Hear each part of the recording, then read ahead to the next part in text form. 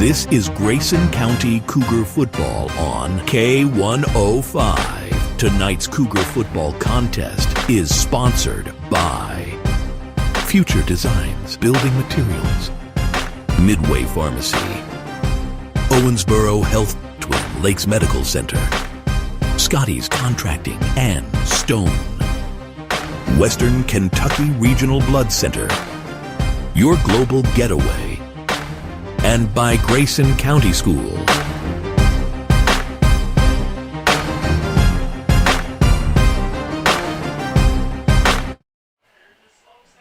Friday night under the lights. The non-district battles are over, and now the real season begins. Grayson County 2-2 marches into Bowling Green to open district play inside the swamp. The Greenwood Gators, also 2-2, wait in the shadows, ready to defend their home turf. For the Cougars, it's about momentum, pride, and setting the tone for the weeks ahead. For the Gators, it's about protecting the swamp and staking their claim in the district race. This is Friday Night Football, Grayson County and Greenwood. And a good evening and welcome inside the broadcast booth for tonight's coverage of Cougar football on K105. I'm Sam Gormley. He's the former Cougar, John Decker. And John, right now, Grayson County is now 0-0 because what has happened means nothing. You get an opportunity to open up in district play, and a win today pretty much solidifies a spot in the playoffs. Yeah, so you start off 1-0. That pretty much guarantees that you are going to be in the playoffs this season. So let's get a good start this afternoon. It's going to be a tough challenge for this Greenwood squad as Grayson County's opponent tonight. It's the 10th all-time matchup between these two teams. Greenwood leads 6-3, but they've split the last two. Grayson County won in 2018. And Greenwood won when they matched up in the playoffs back in 2022. This is the Locker Room Show brought to you by our friends at Hometown Hangout. Make sure to stop by and see them before, during, and after every single game this season. Let's dive into the matchup here for tonight. Grayson County enters the record of 2-2 after beating Butler County last week 15-14. Cougars have never won a game played in Warren County. They're 0-17. Overall. Greenwood 2-2 as well. They've lost two straight. Lost in overtime last week to Logan County.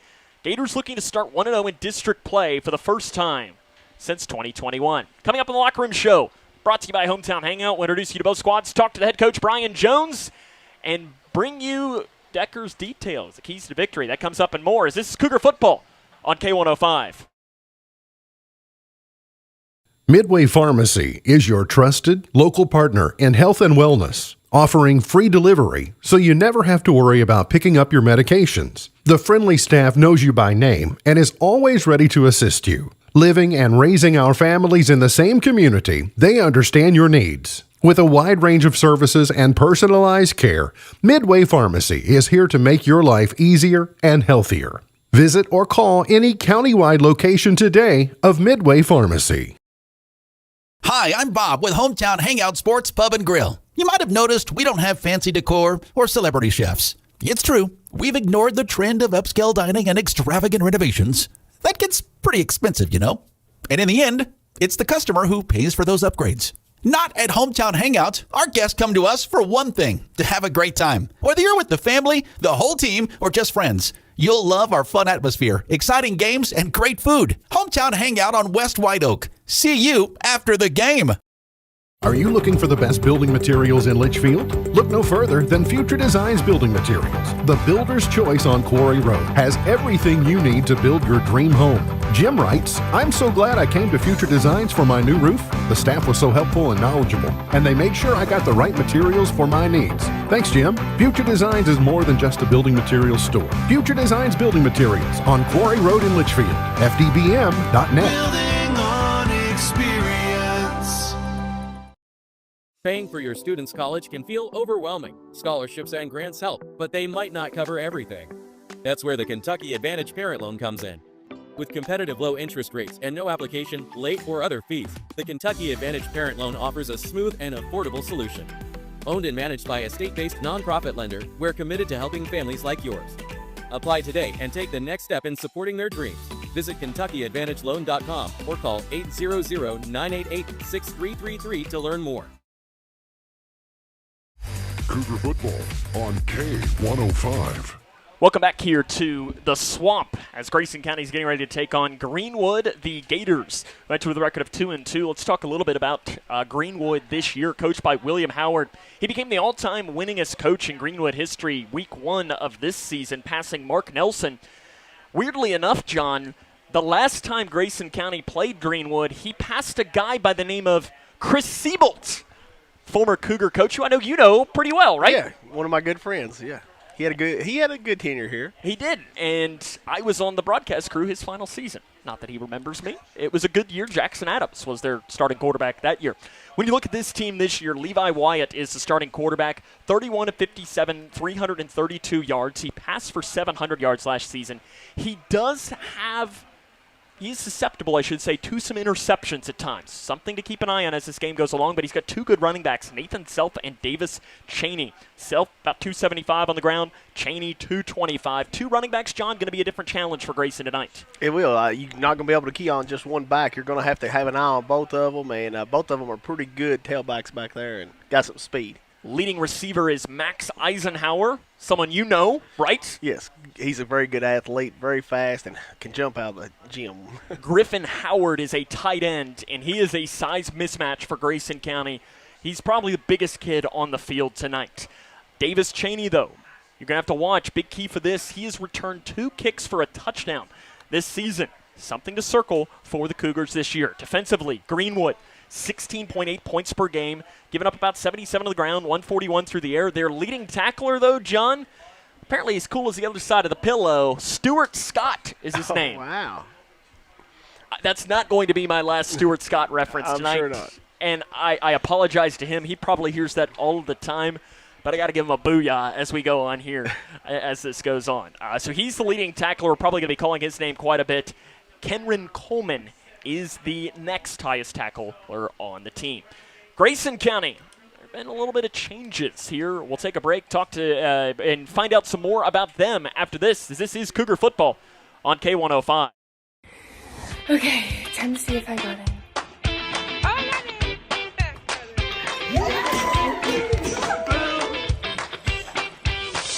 Yes! It is my honor to welcome you to the class of 2029.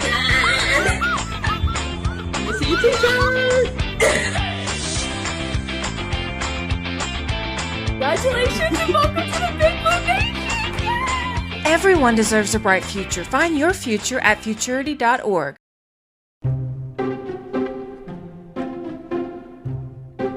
When garbage is thrown on the ground, tossed out a car window, illegally dumped, or poured down storm drains, it all ends up in our streams and lakes. Which means that pretty soon we'll be reeling in more trash than fish. Do your part to keep our new Kentucky home clean. Thanks, Team Kentucky. Connection builds community. It grows the minds of future citizens and leaders. Connection teaches. It encourages. It builds confidence through relationships, through partnerships, through small daily acts, through high-impact programs at all levels. Connection says together, we can. The one thing I know about Grayson County Schools, when you get the right people going in the right direction, anything's possible. We are GC Connected. Smith Overhead Door isn't just about opening and closing. We're about safety, security, and style for your home or business. As a future designs company, we're lifting expectations across Grayson and surrounding counties with top brands like CHI and Chamberlain. Hey there, I'm Kevin Brooks with Smith Overhead Door. Whether it's a sturdy LiftMeister for your garage or a sleek Clopay door for your shop, we install and service with a commitment to reliability. Smith Overhead Door, we're opening up possibilities. Secure your Cougar football on K105. Welcome back here to the Swamp at Greenwood High School as Grayson County getting ready to take on the Gators of Greenwood. This Grayson County squad got back on winning track last week against Butler County, winning 15-14. It wasn't necessarily pretty, John, but a win going into district play is huge. But as I mentioned in the open, you're now 0-0. Yeah. Those games meant nothing. You got an opportunity here tonight. Yeah, you're starting a whole new season. You want to start off on a positive attitude. And like you said, the first 4 games mean absolutely nothing. That has no bearing on if we're going to make the playoffs or not. So everything begins here in Bowling Green tonight. Jake Bratcher, the starting quarterback for Grayson County, 26 of 45 for 209 and 2 interceptions. The running back room, John, we do have a little bit of news that I think it's important for us to bring. And Caden Hanshaw obviously was going to be suspended for today's game because of being ejected in last week's game. And John, the stemming from that is Caden has decided to step away from the team. So he's no longer on Grayson County's football roster as of right now. Some moving parts are happening as to what exactly will happen, but Caden is right now not a part of the Grayson County football team. And that's a huge loss for this Cougar squad. There's no other way to put it than that. 4 games into the season, losing a 3,000-yard career rusher. That is a big deal for this Grayson County squad. And they're going to turn to Ethan Mudd, who is going to be taking a lot bigger role. And John, Ethan can do it. He showed really well last week. Oh, yeah. Coach Jones has told us any other year he would probably be the feature back on this team. And now he is. But where it hurts us is last week we did really well having him and Caden running that fullback. Now we're going to turn to a fullback. It is a question to ask. You've got Jamison Buster, who showed some signs of having success. He's got 13 carries for 84 yards. Caden Tyner, offensively, 9 catches for 76 yards. There are some options that Grayson County is going to be able to turn to here in this situation as with this moving forward.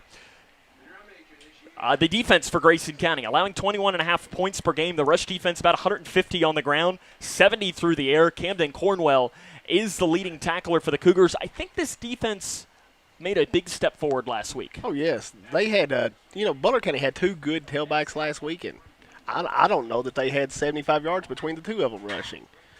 I thought our defense played really well, our front 7 last week.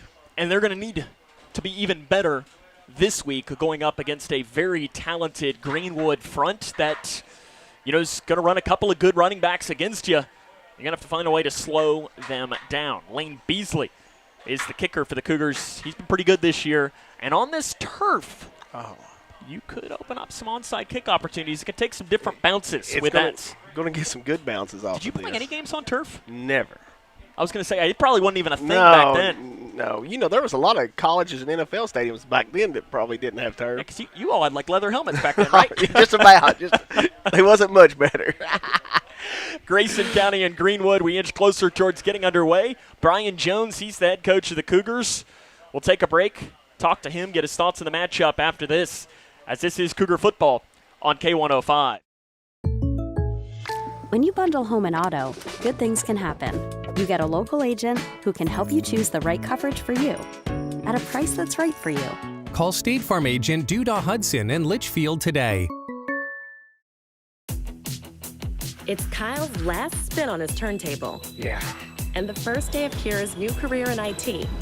When you donate to Goodwill, you help provide skills training and career placement. And the things you love start a new life too.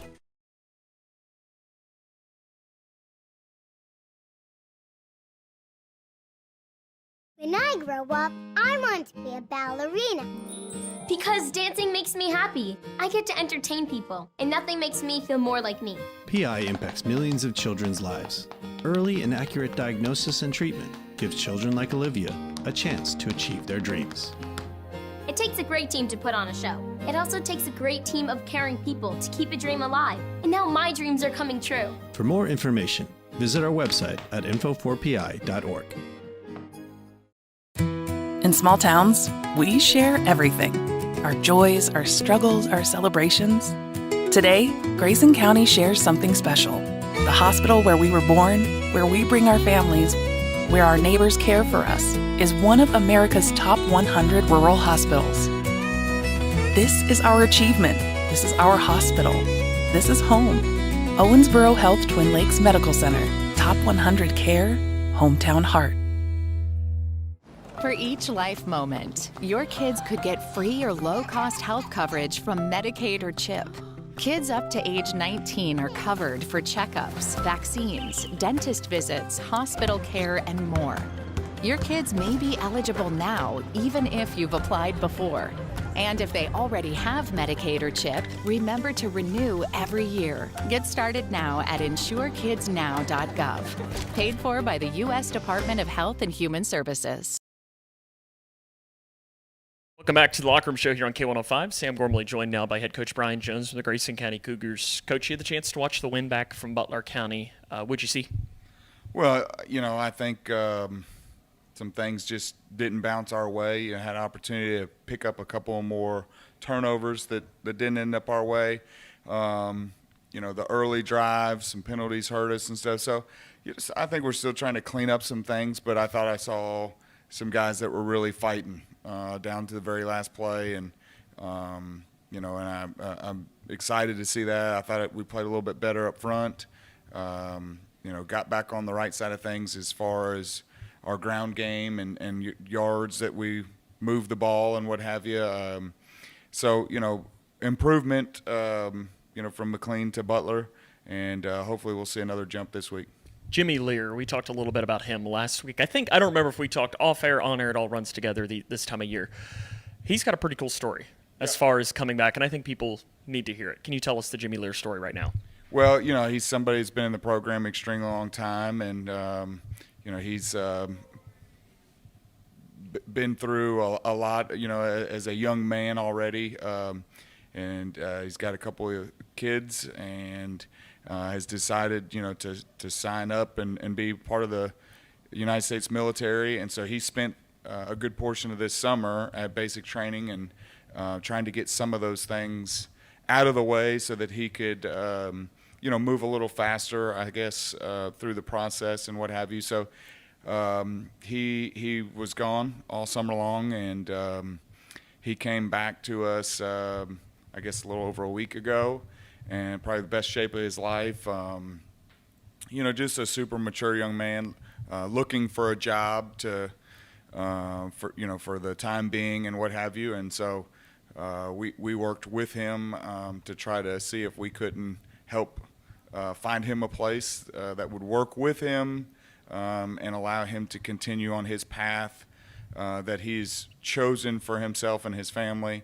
And so we're very fortunate, I think, to have him back, and blessed, to be a part of his story and for him to be a part of ours, because he's a great young man, works extremely hard and is trying to go about things the right way. And so we found him a job. He's going to be working third shift and going to school during the day and practice in the afternoons and working at nights. And somewhere in there, I guess he'll fit in a little bit of sleep. But he wanted to, finish out his career with the opportunity to play a little bit more football before, I guess, he jumps 100% into the real world. And we wanted to make that available for him. What's it meant to have Lane Beasley back? He's just got an incredible motor. He's a pretty doggone good athlete. Again, kind of guys that you want playing for your team, gritty, gutsy, tough. And, he provides a spark for us on the defensive end and does a really nice job of trying to do things the way that we'd like to see it done. And then he's been, great to have him, back on the kickoff side of things, because we've been able to get a couple onsides, doing some different things with him and Evan Hasty. And so all the way around, it's great to have him back. What do you see from Greenwood on film? They're big, they're strong, they're fast, they're athletic. And they're pretty doggone good at what they want to do on both sides of the ball. And they're very disciplined, very well coached, and so it's going to have to be a game where we can't let mistakes get in the way, and then let the best man win from there. But we don't want errors as far as penalties and turnovers or things like that to be the reason. We want to square up one-on-one and go from there without the mistakes. They have a returner who's taken 2 back on kickoff returns. For you all, is it just as simple as not kicking it to him, or how do you make sure he doesn't beat you that way? Yeah, we use a numbering system when we're kicking, and having 2 kickers on the field should give us the ability to kick away from him, which is something that we've worked on this week. He's returned one against South Warren, one last week against Logan County. So, it's one of those things that, at that point, he's returning one every other game, and why would you run that risk? Obviously, he's good at it. They're good at it as a unit, and so we will try to do some things that don't give them the ability to have the big return. How do you move the ball offensively against him? Well, we're going to have to match up well up front. I think some of our option stuff could be good, but we're going to have to win some one-on-one battles that you're just going to get into, whether that's on the perimeter or whether that's interior. Double teams got to get movement. We got to pick up linebackers, but I'm a firm believer that run game and offensive success starts in the trenches. I remember last year I had the stat about teams that opened up 1-0 in district play win the district an insane amount of times. How do you start off 1-0 in district play this year? We're going to have nice, long, sustaining drives that finish in points. We've got to be on the right side of the turnover battle, and for us, we need to have a big time of possession gap, and then if we're not finishing in points, we need to be finishing with punts that pin them deep in their zone and make them drive the field. We can't put them in short field situations with turnovers or 3-and-outs. Coach, good luck. More comes up on the Locker Room Show, brought to you by Hometown Hangout after this. Midway Pharmacy is your trusted local partner in health and wellness, offering free delivery so you never have to worry about picking up your medications. The friendly staff knows you by name and is always ready to assist you. Living and raising our families in the same community, they understand your needs. With a wide range of services and personalized care, Midway Pharmacy is here to make your life easier and healthier. Visit or call any countywide location today of Midway Pharmacy. Paying for your student's college can feel overwhelming. Scholarships and grants help, but they might not cover everything. That's where the Kentucky Advantage loan comes in. Competitive interest rates and no application, late, or other fees, the Kentucky Advantage Parent Loan offers a smooth and affordable solution. Owned and managed by a state-based nonprofit lender, we're committed to helping families like yours. Apply today and take the next step in supporting their dreams. Visit KentuckyAdvantageLoan.com or call 800-988-6333 to learn more. In small towns, we share everything. Our joys, our struggles, our celebrations. Today, Grayson County shares something special. The hospital where we were born, where we bring our families, where our neighbors care for us, is one of America's top 100 rural hospitals. This is our achievement. This is our hospital. This is home. Owensboro Health Twin Lakes Medical Center. Top 100 care, hometown heart. For each life moment, your kids could get free or low-cost health coverage from Medicaid or CHIP. Kids up to age 19 are covered for checkups, vaccines, dentist visits, hospital care, and more. Your kids may be eligible now, even if you've applied before. And if they already have Medicaid or CHIP, remember to renew every year. Get started now at insurekidsnow.gov. Paid for by the U.S. Department of Health and Human Services.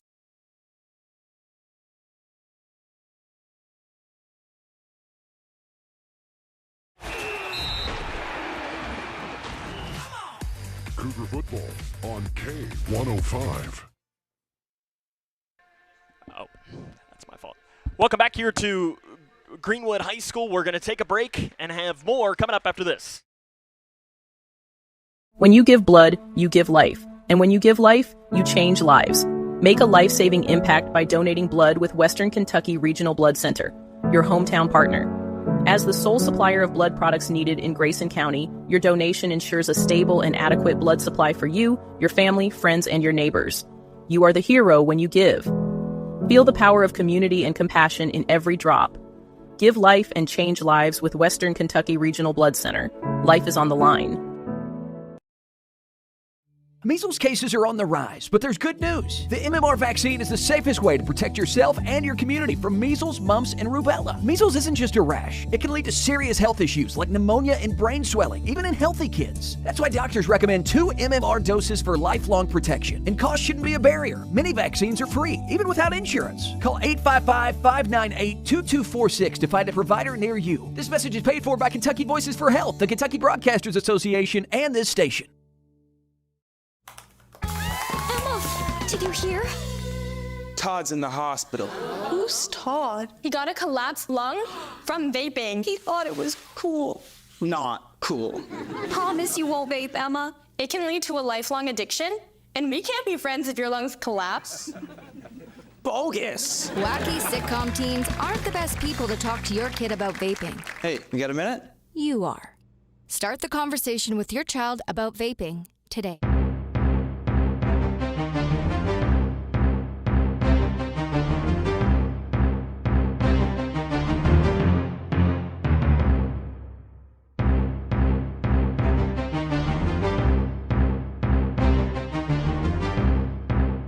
This is Grayson County Cougar football on K105. Tonight's Cougar football contest is sponsored by Future Designs Building Materials, Midway Pharmacy, Owensboro Health, Twin Lakes Medical Center, Scotty's Contracting, and Stone.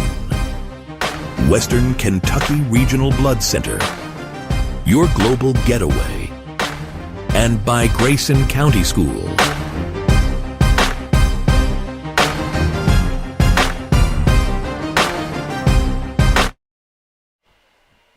Welcome back here to Greenwood High School, where the Grayson County Cougars and the Greenwood Gators are getting closer to getting underway. They've had a lengthy ceremony here before the game, John. We might end up going back into break here for a moment because they've put more time on the clock. As the two squads right now, as you can see on the field, they have combined to have a flag ceremony before the game. And as they're walking towards us, they have, about 10 flags on each side, give or take? Maybe even more. Greenwood probably has 20. Grayson has about 10, and each player is holding one. Yes. It was a really impressive ceremony. And now they're handing those flags off as they took the fields together and then joined together for a national anthem, and now they might actually go off the field again and get their final conversations with their teams. John, we didn't get a chance because of everything that was happening for Decker's details, but what are your details and keys to today's game for a Grayson County victory? It all starts off with our offense. We have to find a way to run the ball, someone step up and keep this clock running today. And on special teams, we've got to be improved on special teams in all aspects, covering the kick and our long snapping on our punts and extra points. And I think that's the keys to the game today. Yeah, because, Greenwood has returned 2 kicks for a touchdown each of the last 2 weeks, which means they are going to be dangerous and something to watch. The Cougars are definitely going to have to do that as this goes along. Again, pretty cool flag ceremony before it. If you go on to our Twitter, we just tweeted a quick video of it as well. Doesn't allow us to show it because we were in a commercial break when it went on, and plus it wasn't a very radio-friendly ceremony. That's the downside. We always have to worry about our radio audience with it as well. And I think both teams are going to go in. I don't know how long they're going to go underneath and talk. They have not set the 5-minute timer, John, so we're going to end up probably going back to break here in just a few moments as this goes along. Again, this will be the 10th all-time matchup between these two squads. It is Greenwood leading 6-3. Last time they played was in 2022 here at Greenwood. Greenwood won 36-14. Back in 2018 at Grayson County, the Cougars won 35-14.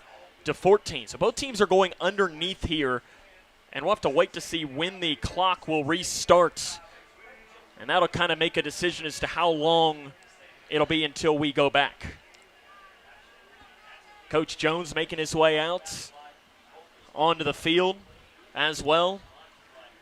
He's got probably a lot on his mind, trying to start off 1-0 in district play. This is a tough matchup against a school from Bowling Green Grayson County has never won a game played in Warren County, 0-17 all time. Yeah, anytime you come to Warren County, it's a tough matchup. Usually, where they have twice as many players. They don't play both sides of the ball a lot of the time, so that makes our job a little more difficult. We got a pretty decent crowd, though, that has made the trip over here for Grayson County fans.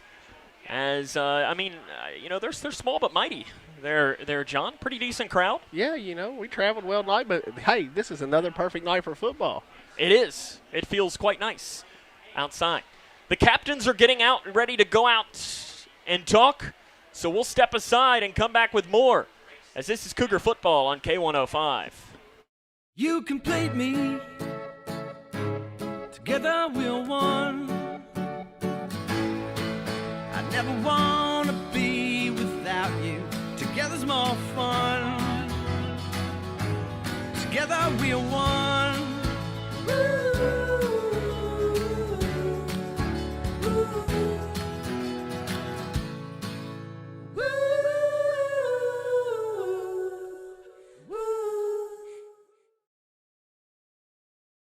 I crave adventures that spark joy and create memories. Sailing the seas with Royal Caribbean or exploring the magic of Disney parks. And with your global getaway, my dreams are expertly crafted made itineraries. Mark turns wanderlust into reality. Why settle for ordinary when you can have Vacations. Call Mark at 270-296-0106. Your travel dreams today. Yes. Mortgage debt from COVID? Team your home loan to the end of your mortgage in assistance to pay off related hard guidelines. mykyhome.org. This ad is sponsored by Kentucky Housing Corporation, the Kentucky Broadcasters Association, and this station. Sophia A., absent, because transportation was absent. Maria J., absent, because child care for siblings was absent. Julio M., absent, because housing was absent. Cole W. Darren L. Olivia H. Absent. Absent. Absent. Absent. When communities and schools is present, 99% of our students are present and ready to learn. Food isn't just fuel to live, it's fuel to grow. My family relied on public assistance to help provide meals for us. These meals fueled my involvement in theater and the arts as a child, which fostered my love for acting. The Feeding America network of food banks helps millions of people put food on the table. When people are fed, futures are nourished. Join the movement to end hunger, and together we can open endless possibilities for people to thrive. Visit feedingamerica.org/actnow. Welcome back to the Swamp. Grayson County and Greenwood. Sam Gormley and John Decker with you here tonight. And John, they got, it's a smoke machine. I was wondering what all that sound was. It was quite noisy. I thought it's loud up here. The Cougars are getting ready to take the field as well. They're walking across the track. Brian Jones, the lone coach, standing and watching as they make their way on, trying to pull off an upset here. This team locked in. They know they're going to need to be great tonight to beat this Cougar squad, to beat this Gator squad, rather. Nothing like a little adversity, to fire you up and get you going here in the first game of the district. And I think these guys look locked in as they walk out on the field here. Cougars will start with the football as well. I didn't catch if they won the toss or not. No, I didn't either. I just saw them say we were getting the ball. This is now game number 5 of the season, and Grayson County has started with the ball every game, every single game this year. Now, part of that is Brian Jones wanting to start with the ball, and part of that is just how it's gone. Yeah. Brian Jones reminds me of what we used to say in Louisville about Bobby Petrino. If we win the toss or lose the toss, we're getting the ball, so it doesn't matter. I don't really know that I really want to compare Brian Jones to Bobby Petrino. I don't think he really wants that either. He wants the ball, and he wants to score early and often if possible, though. That might be the only similarity between Brian Jones and Bobby Petrino. That may be true. Other than they both have spent time in Bowling Green. Well, that's also, yeah. In fact, I don't know where Bobby Petrino lived, but it wouldn't shock me if he lived about 2 miles away from us, down in that neighborhood, down on the left. I'm sure. Old Stone. Old Stone, that's where a lot of the coaches down here live. It's time for football in Bowling Green. But there is an issue, John. Right now there's only 10 minutes on the clock. There needs to be 12 minutes, though. Let's see if the official is going to catch it. Yeah, they switched it. There they go. Back to kick, Graham Smothers. Back deep to return for Grayson County will be Jamison Buster and Caden Tyner. Greenwood will kick from left to right on the radio dial as it's time for football in Bowling Green. The opening kick is going to go to the far side of the field. Tyner will grab it at his own 14-yard line. Takes it up the far side, gets up to about the 26. That's where he'll be dropped, and the Grayson County offense will trot out for their first possession of this game, led by senior starting quarterback Jake Bratcher. Pass for 209 yards and 2 interceptions. Jake has been really a game manager so far this year. Yeah, he has, but, he may have to step up and throw the ball a little more tonight, and with the absence of Caden Hanshaw, so we'll see here. John mentioned it. Caden Hanshaw is not on the team as of right now. He has stepped away from the program, and that's a big loss for this Grayson County squad. They're going to turn to Ethan Mudd as the starting running back for the Cougars. 37 carries for 161 yards this year. An immediate penalty is going to be called before anything even happens. Dead ball, they're going to look at the wrong way. It's an illegal substitution called against Grayson County. I don't like that, John. The officials are looking towards the opposite sideline. That's going to make it hard for us to see what the penalties are. Yeah, it is. I was just thinking. I couldn't see his hand signal. I think I saw him say illegal substitution. It almost had to be with which probably meant 12 men on the field. And listen, first drive, you're starting 1st and 15. That not good. You just can't have that happen. You got to eliminate the mental mistakes. Bratcher will go under center. Mudd is the deep back. Ball placed in the far hash that moves back now to their own 21-yard line. Greenwood reads it well as it's a toss play high side to Mudd.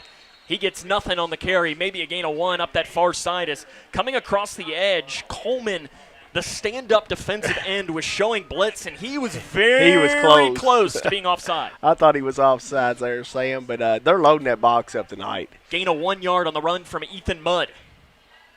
I don't know how he got 1 there. I mean, they closed that quick. Mudd gets 1 on the carry, 2nd down and 14 from the 22. Hall and Tyner come off, so this is presumably a run formation for the orange and blue of Grayson. 2nd down and 14 from their 22. For Grayson County, they're wearing their all-white road jerseys, orange numerals, the navy blue helmets with a cougar paw on each side of the helmet. Bunch formation. Bratcher under center, fullback dive, this time to Mudd. He goes up the middle, gains a couple of yards, gets near the original line of scrimmage. It'll depend on the spot. Looks like to the 24. Mudd gains 3 up to the 25. Gains 1 on the first and gains 3 on the second for Ethan Mudd. And 3rd down and 11 comes up for Grayson County.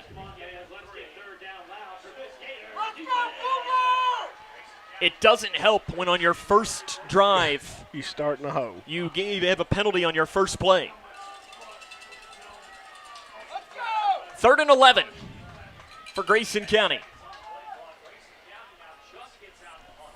4 seconds on the And they're going to have to call timeouts. 1 on the play clock. And timeout will be taken by Brian Jones. There are actual play clocks here. And this has not been a good start for Grayson County at all. Brian Jones can't be happy taking a timeout this early, and 2 mental mistakes already to start the game. Timeout taken by Jones. Wait, they moving it back. They're calling delay game, but I think he got the timeout beforehand, so it should move the ball back to the 25. Yeah, I wouldn't want my timeout if they're not going to. Well, the ball's rolling away. He's waving it. I like the ball started rolling on itself back to the 25 and said, yeah, no, he called that timeout beforehand, and he did. Yes, he did. This is a new facility here at Greenwood. The 2nd or the 3rd year that they've had turf. Last time we were here, it was grass, and this press box we were in was jam-packed, but right now it's just us and someone else in here. So we get plenty of room to spread out. Yeah. John, they do have my pet peeve the other night. What's that? The lights. The lights are on. Yeah. Because we've got windows in front of us, and when you have the lights on, you can't see out the windows. It glares bad. And they asked if they could turn the lights on, and I said, no, not really. I don't really want to, but I guess It's not my house, so I don't get to make the rules. That's why I love being at home. We have our own booth, and I can control the lights. Exactly. 3rd and 11 for Grayson County. 10:09 left here in the opening quarter. In the gun goes Bratcher. Bratcher rolls out near side, looking, throwing incomplete, nearly intercepted on the play by Greenwood. Yeah. As that was broken up by Ryder Lambert. Yeah, he was throwing that out there in the flats to Abersalt, and the corner, he actually threw it behind Abersalt, and the corner read that pretty good also. Cougars will be forced to punt on their opening drive of the game. Not a good start for Grayson County at all. Lane Beasley back to punt. Back deep to return is Nathan Self.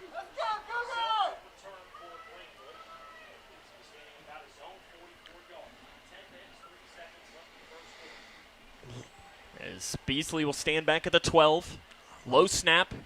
He gets it away. Pretty decent punt. High end over end. Goes over on the far side. It does end up going out of bounds at the Grayson County 48-yard line. It's a 23-yard punt from Beasley, and that's where the Greenwood offense will trot out, led by senior starting quarterback Levi Wyatt. 31 of 57, 332. 3 touchdowns, 3 interceptions. They got a couple of running backs, Nathan Self, number 1, and Davis Cheney, number 44.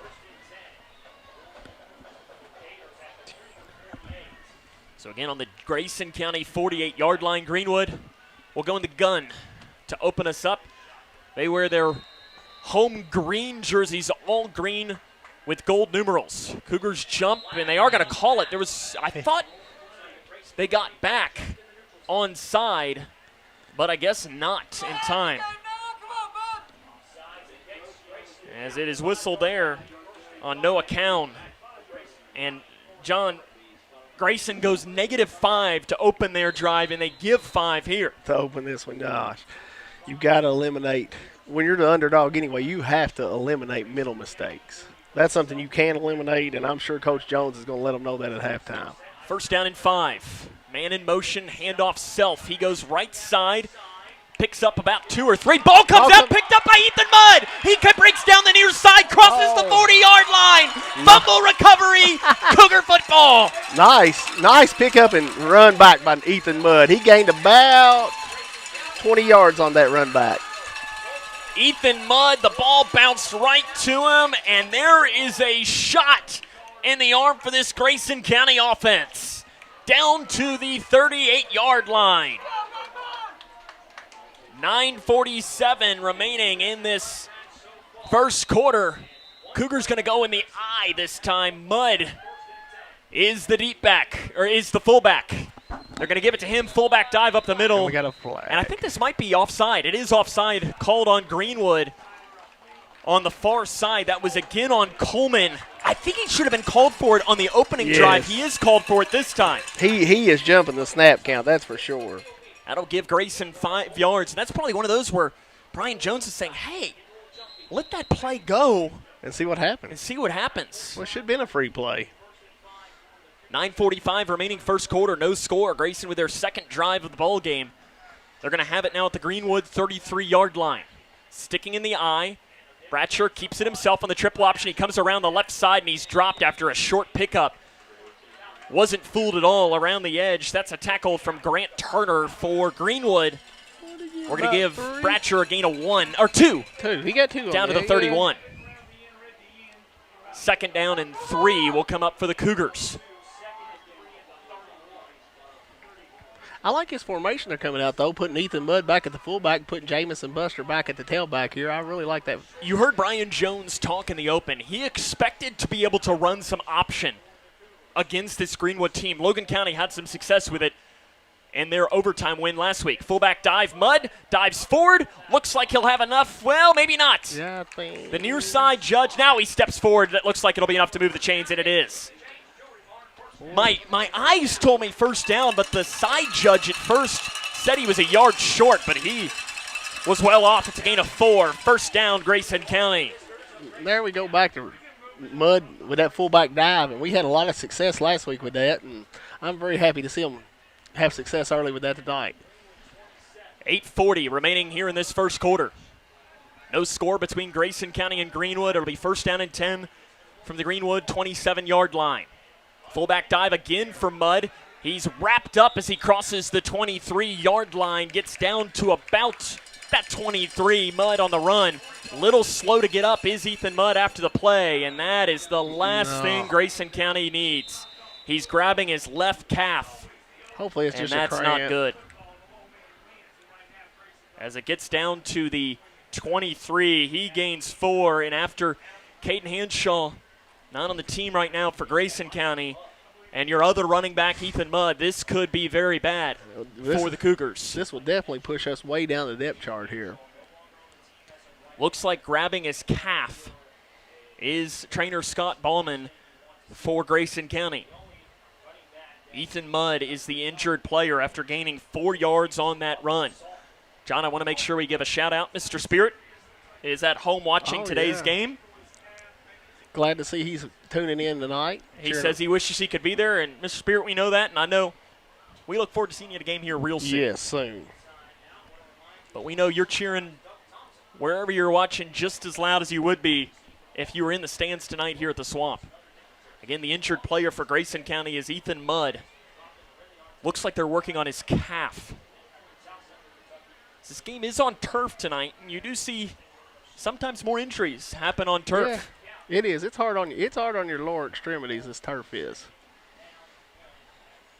They're still continuously working on Mudd on that left calf.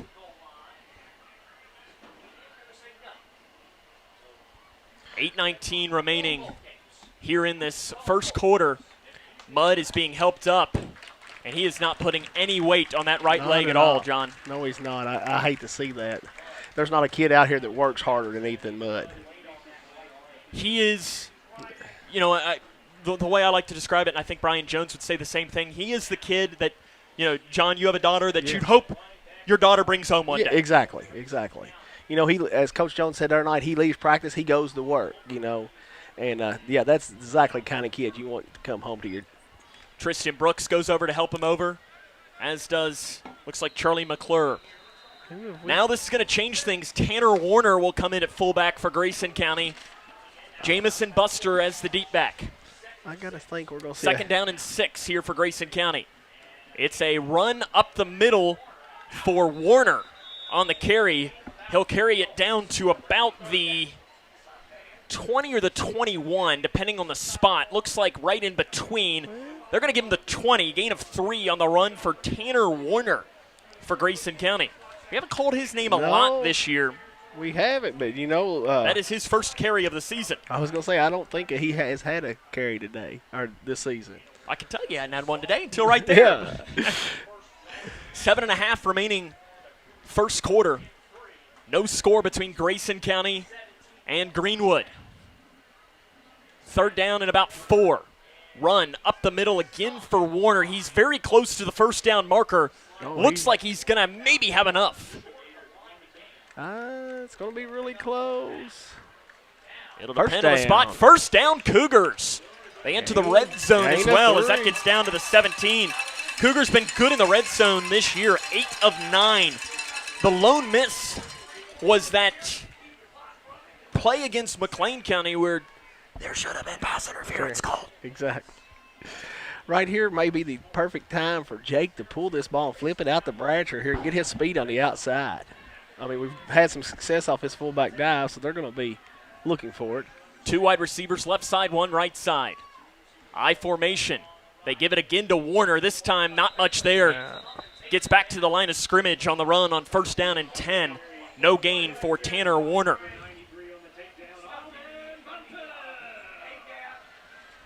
Six minutes, 28 seconds remaining and counting here in this first quarter. No score between Grayson County and Greenwood. Cougars have it in the red zone. They're just giving the ball right now. Again, Ethan Mudd is currently being worked on the trainer's table. Let's just hope that he'll be able to go back in the game. Bradshaw under center on 2nd and 10. Kept himself this time. Looks to toss it. He does to Buster. Inside the 10. Back towards the middle. Touchdown, Grayson County. Jamison Buster carries it in for his first career touchdown. You know, they had been running that dive, and I knew that play was coming sooner or later, and there it was. I'm glad to see him get him out there in space. Cougs strike first with 5:57 remaining here in this first quarter of play. Perfect job there by Jake Bratcher. Yes, he ran the option really well right there. Lane Beasley on to attempt the extra point. 5 of 6 this year. Looking to make it 6 of 7. Good snap, good hold. Kick is long enough, and it just barely gets through. 5:57 left first quarter. Grayson leads 7-0. This is Cougar football on K105. Connection builds community. It grows the minds of future citizens and leaders. Connection teaches. It encourages. It builds confidence through relationships, through partnerships, through small daily acts, through high-impact programs at all levels. Connection says together, we can. The one thing I know about Grayson County Schools, when you get the right people going in the right direction, anything's possible. We are GC Connected. Struggling with mortgage debt from COVID? Team Kentucky can help. If you restructured your home loan and deferred payments to the end of your mortgage, you may qualify for up to $60,000 in assistance to pay off that debt. Help is also available for other COVID-related hardships if you meet income guidelines. Apply today at www.protectmykyhome.org. This ad is sponsored by Kentucky Housing Corporation, the Kentucky Broadcasters Association, and this station. Welcome back here to the Swamp. Grayson County strikes first. They lead 7-0 against Greenwood. And John, when you get a turnover, turning a turnover into points, massive. Yeah, that's a big boost for that's massive, like I said. And not only turn it into points, turn it into 7 points. And now, anything's keep an eye on an onside kick here. Oh, it's coming. Greenwood has returned 2 kicks for a touchdown in each of the last 2 weeks. Evan Hasty will kick away, and it is a shorter pooch kick that'll be caught at about the 24-yard line by Greenwood. That is Eisenhower as he goes up the far side, gets to the 30-yard line, and he breaks through up that far sideline. 40, space to work as he crosses the 50-yard line. Big return for Greenwood, crossing the 50-yard line down to about the 47, and they get great field position again to open up. Yeah, I thought Eisenhower was down, and he broke loose on that sideline and about 27 yards on that return. Officially, it'll be placed on the Greenwood 48-yard line, or rather the Grayson County 48-yard line.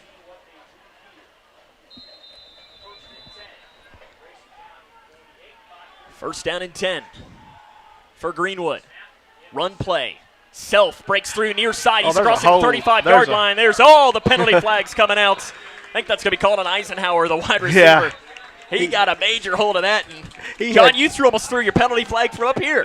He had 2 fistfuls of jerseys there, so yeah, you couldn't, in the open, you can't hide that when you're one-on-one in the open. Holding called against Greenwood. That one was obvious. Let's see where this will end up being placed. It's a spot foul. So the run is a gain of about, 12 or so. But I guess because the run technically stands to an extent and moves it now to the 44-yard line. So it's a 4-yard gain. So it's 1st and 6. 2 left, 1 right, but it's set up as a tight end. Grayson County showing pressure. They fake the hand. No, they do give the handoff to the far side. That is given up that far sideline. 30, 20, 10, 5, touchdown Greenwood. It's coming back. It would give a little reverse, and a play comes out. Some penalty flags come out behind the play as it's Cheney right now with a touchdown. A Greenwood helmet came off after the play. The helmet of Cade Webb came off. Let's see what this is. I think he was holding on the outside there, and then a little extracurricular activities after that. The helmet comes off. It was a reverse as they handed off to Self. Webb was that, or rather Cheney was that player I mentioned that was set off almost as a tight end. Yeah. He came across and they tossed it to him. And let's see what the penalty is. Holding called against Greenwood. Holding called against Grayson. Those plays offset replay. I didn't see what the penalty was on Grayson. Personal foul. It was personal foul. That's the downside. The officials are facing towards the other side. Yeah. I think after he got tackled, he must have done something, ripped the helmet off of the Gators player. Grayson County leads 7-0, 5:15 left here in the first quarter. First down and 6 for Greenwood, the ever-popular and ever-common first down and 6. Self to the left of the quarterback, Wyatt. They'll give it to Self. He comes near side, breaks a tackle at the 40-yard line, and dives across the first down marker down to the 36. Got out of the arms of Will Vincent. He did, and Anthony Linton was there to grab an ankle. Gain of 8 yards on the run for Greenwood. Grayson leads 7-0. 5 minutes remaining. Cougars right now in this game averaging 4.1 yards a carry. And listen, against a good solid squad, that's a good thing. That is.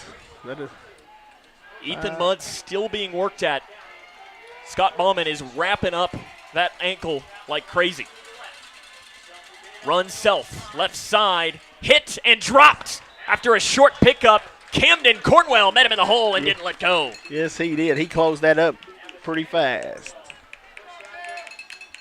They'll give him 3, down to the 33.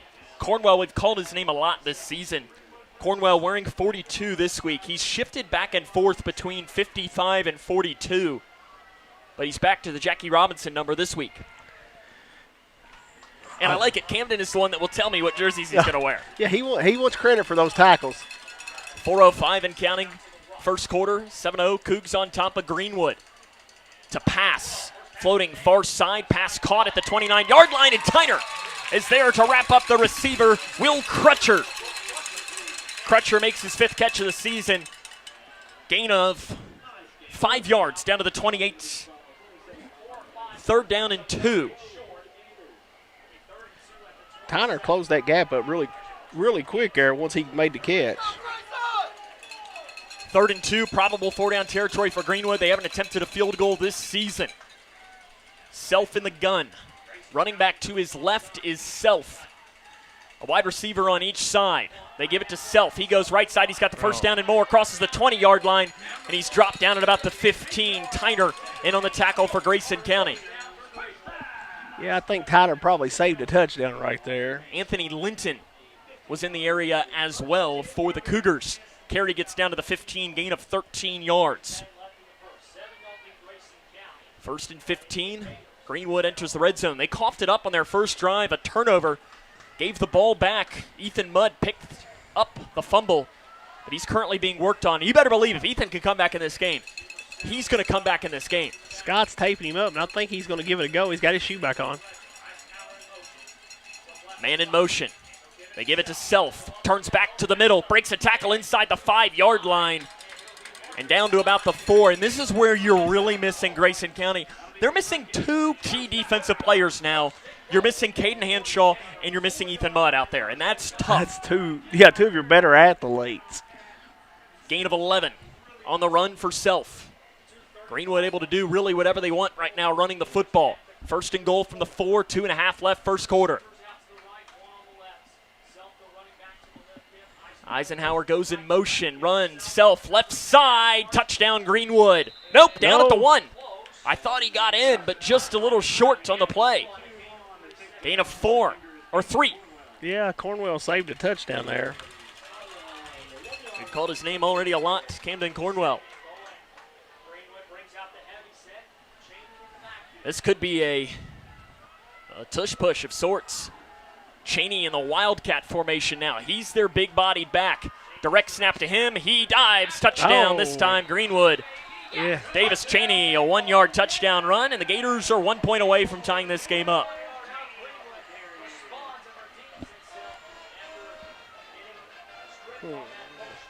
.152 remaining here in the first quarter. So it'll be Graham Smothers on to attempt the extra point. Greenwood's doing this wing gate formation that we've seen Grayson do at times. Now they're going to bring it in. In fact, we have a left-footed kicker, John. I noticed that. Heck yeah. Well, hey, I was always a left-footed kicker. Smothers, 7-9 on extra points. Good snap. long enough, and it is good. Greenwood has tied us up here at 7 with 1:52 left here in this first quarter. And Ethan Mudd still being worked on the bench right now, John, and I'm interested to see what Grayson County comes out on offense on this drive. Yeah, I am too. I'm curious to see how they come back and respond to that. As it is 7-7 here in this game with 1:52 left in this first quarter. I'll try to bring you a score update or two.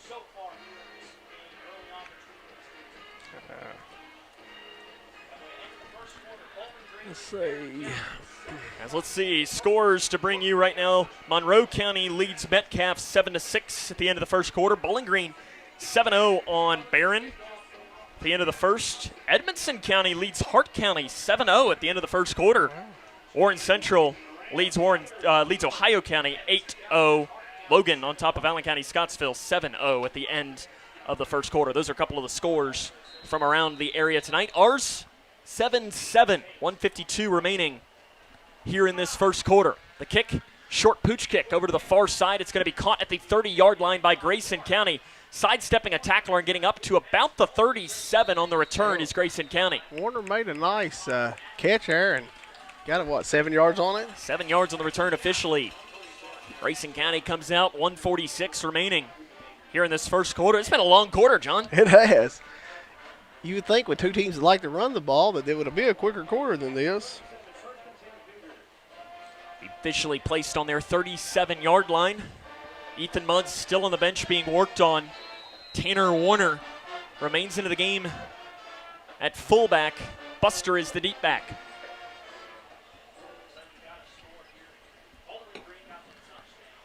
Two wide to the left, one to the near side. Offset I formation for Grayson County.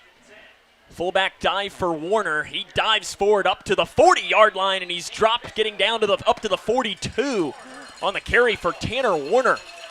Warner really running hard for Grayson County. He is. You know, he hit the hole, got hit, and spun, and got an extra yard or two on that, Sam. Gains 5 officially on the carry. Warner, a big kid. Yeah, he's a little taller than your normal fullback, but boy, he's very strong. His legs, he keeps turning. Two wide to the left. One down here near side as well. Cougars from right to left. I formation. Greenwood showing blitz off the edge. Another run to Warner. This time he's driven backward. Actually, it might have Bratcher kept it. I think Jake And Greenwood says they have the ball at the end, and they do. They do. Fumbled on the handoff. Grayson gives the ball back to Greenwood. Bratcher puts the ball on the turf. Yeah, I think there was just a mishandle there on the exchange and turnover. That's not what you want if you're Grayson. No, try and keep pace with Greenwood in this game. And great field position for the Greenwood Gators. They'll have it on their 41. You don't want to give on them the Grayson County 41-yard line.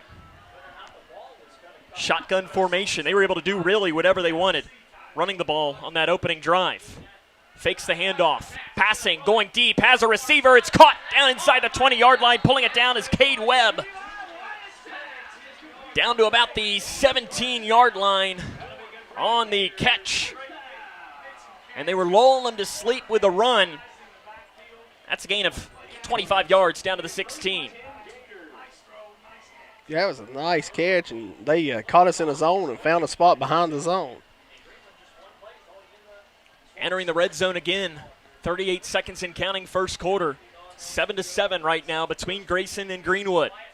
All alone. Now bringing the back Self in motion. They fake it to him. Wyatt rolls out, floating off to the back. It is caught inside the 10-yard line. Cheney is down at about the 3. 13 yards on the catch and run. It's one of those, it's not technically a screen, John, but it almost is where you're just dumping it off. It is. He just found an open spot there and dumped it right to him. Gain of 13 on the catch and run.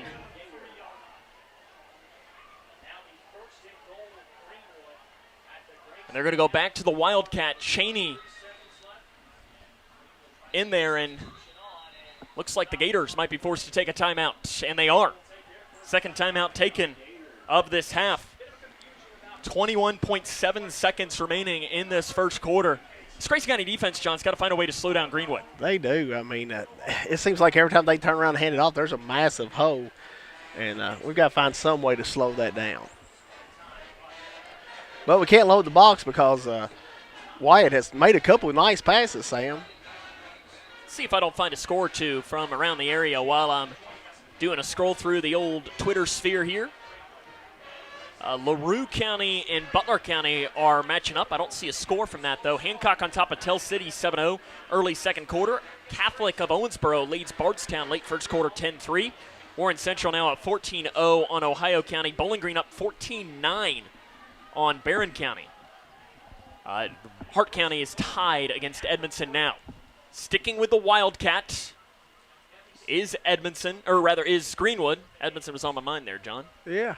What we got here? I don't know.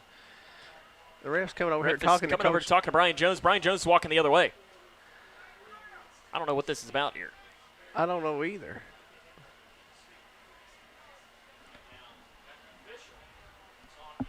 Brian Jones, the head official.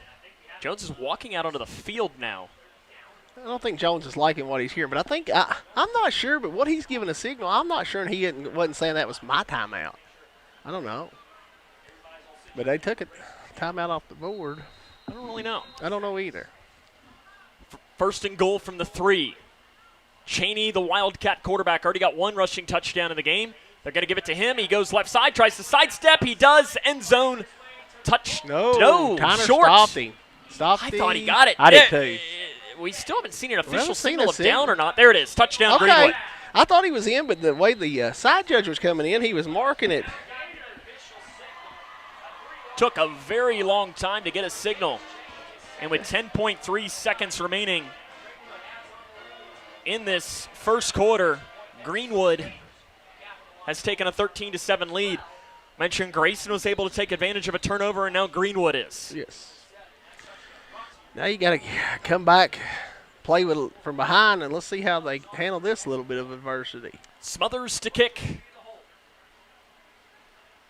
The left-footed kicker puts it through. 14-7. Greenwood now leads Grayson County with 10.3 seconds left in the first quarter. And if you're Grayson now, John, you just got to keep focused. Yeah. Don't let one turnover turn into two. Exactly. You come out here and, put together a long drive here, tie this game up, and we'll see what happens.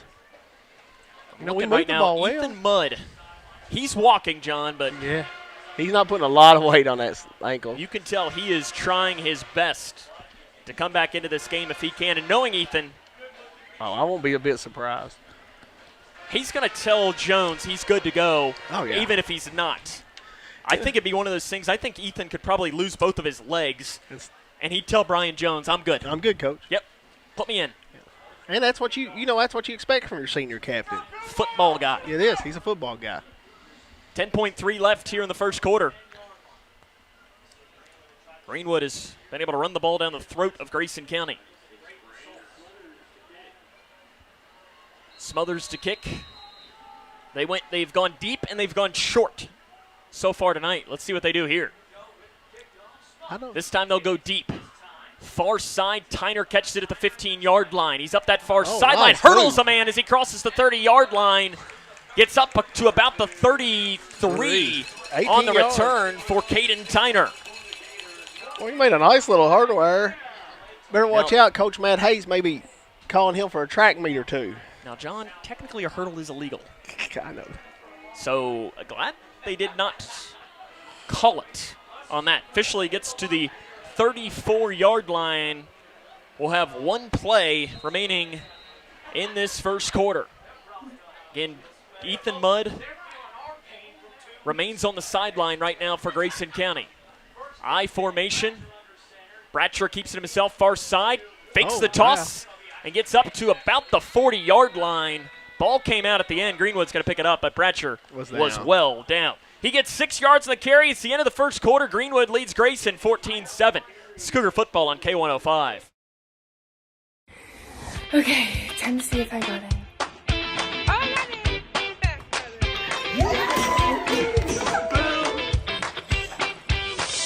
Yes! It is my honor to welcome you to the class of 2029. See you, teachers! Congratulations and welcome to the Big Blue Nation! Everyone deserves a bright future. Find your future at futurity.org. Sophia A. absent because transportation was absent. Maria J. absent because child care for siblings was absent. Julio M. absent because housing was absent. Cole W. Darren L. Olivia H. absent. Absent. Absent. Absent. When communities and schools is present, 99% of our students are present and ready to learn. Womp. Grayson County will have it second down and 4 to start the second quarter of play from their own 40-yard line. They'll be working from left to right.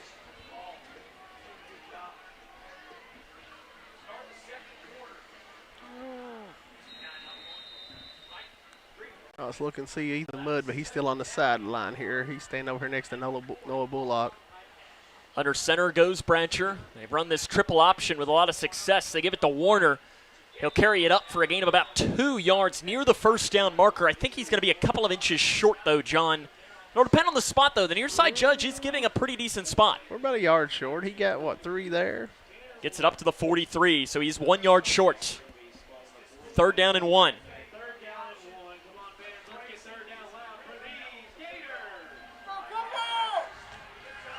Third down and 1 comes up. Here, appears that we are having some technical issues. We'll try to work on that on our stream here. I formation for Grayson County. Third down and 1. Run.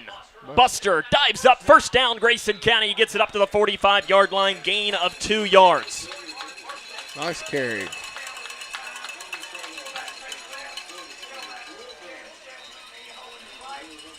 First down, Grayson County gets it up to the 45-yard line. There is a whistle blown and a timeout taken by Greenwood. We'll take it with them. 11:09 left here in this first half. It's 14-7. This is Cougar football on K105.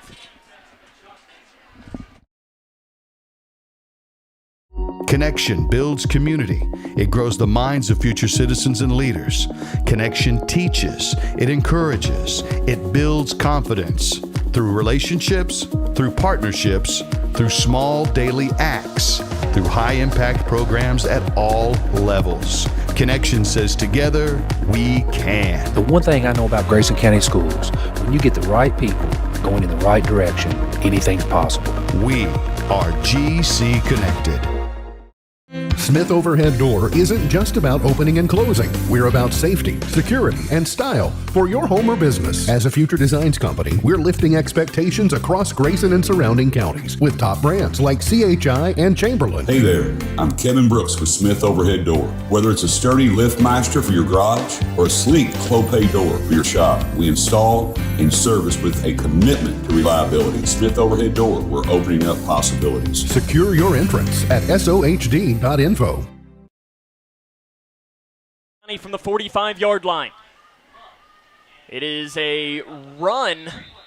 Nothing there, and a smash after the play. That's got to be a penalty, That should be John. a personal foul. That is. It was given to Tanner Warner on the carry, and they don't call it. No, they That do should not. have been a personal foul, though.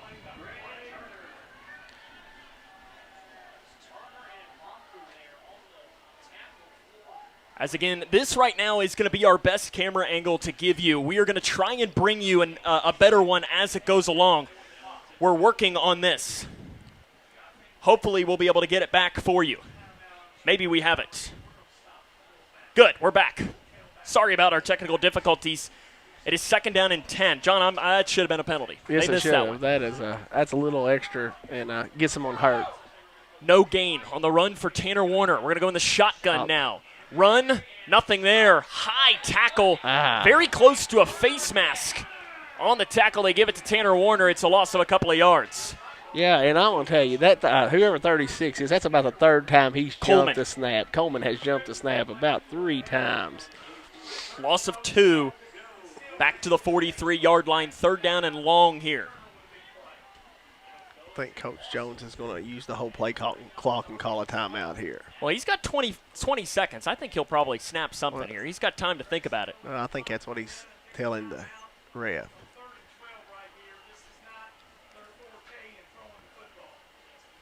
He's taking his time. Maybe he is going to take a timeout here.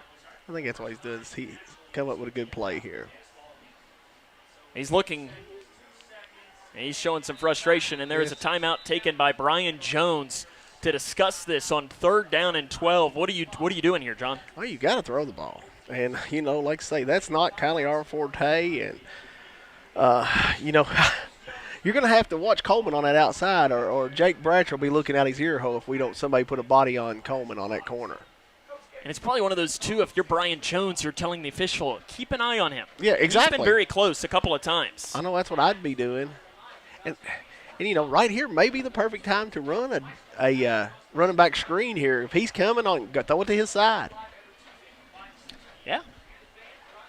That's why you get the big bucks, right? It's a pretty good idea.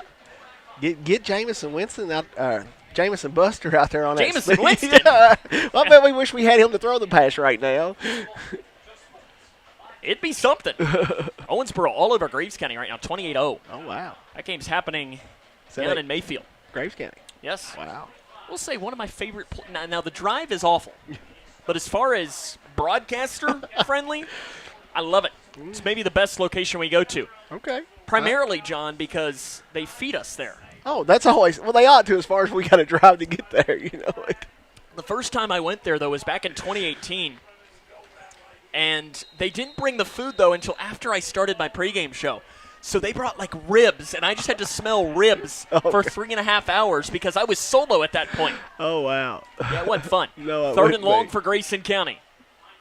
Bratcher in the gun, running back to his right, man in motion. That's Abersold from the high side to the far side. They're going to set up a screen. It is thrown low.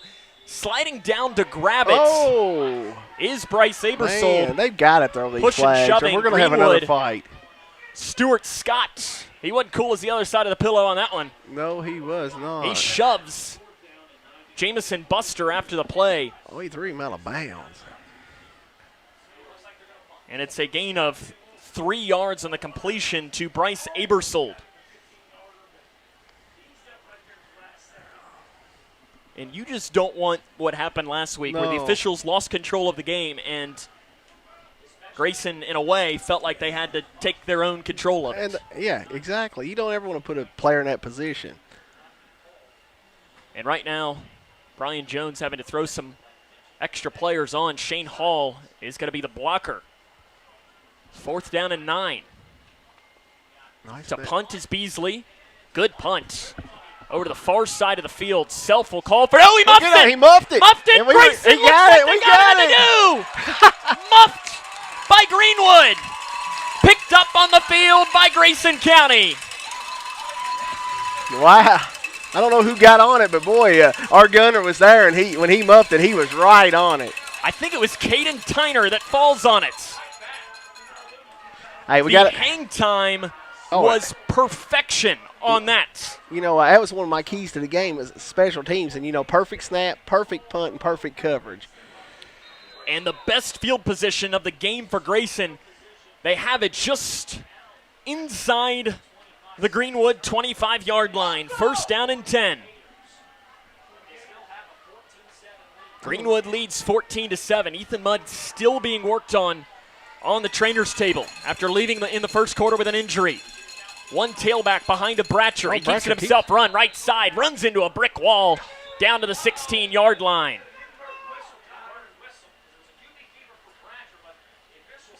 And a whistle blown. Official timeout is going to be called. Yes. I don't know what this is here, John. The Grayson County faithful are not happy. Brian Jones is hot on the sideline, too. Coach Jones is mad, and I didn't. Did they not allow this play to stand? I'm not sure what's going on. I think they're going to not let the play to stand. Wow. So I guess what happened there is they thought the officials were fooled. They thought Bratcher handed it off and they blew the play dead, but Bratcher carried it up. and gain 4 yards, and it's now wiped off. And if I'm Brian Jones, I'm very upset. Oh, me too.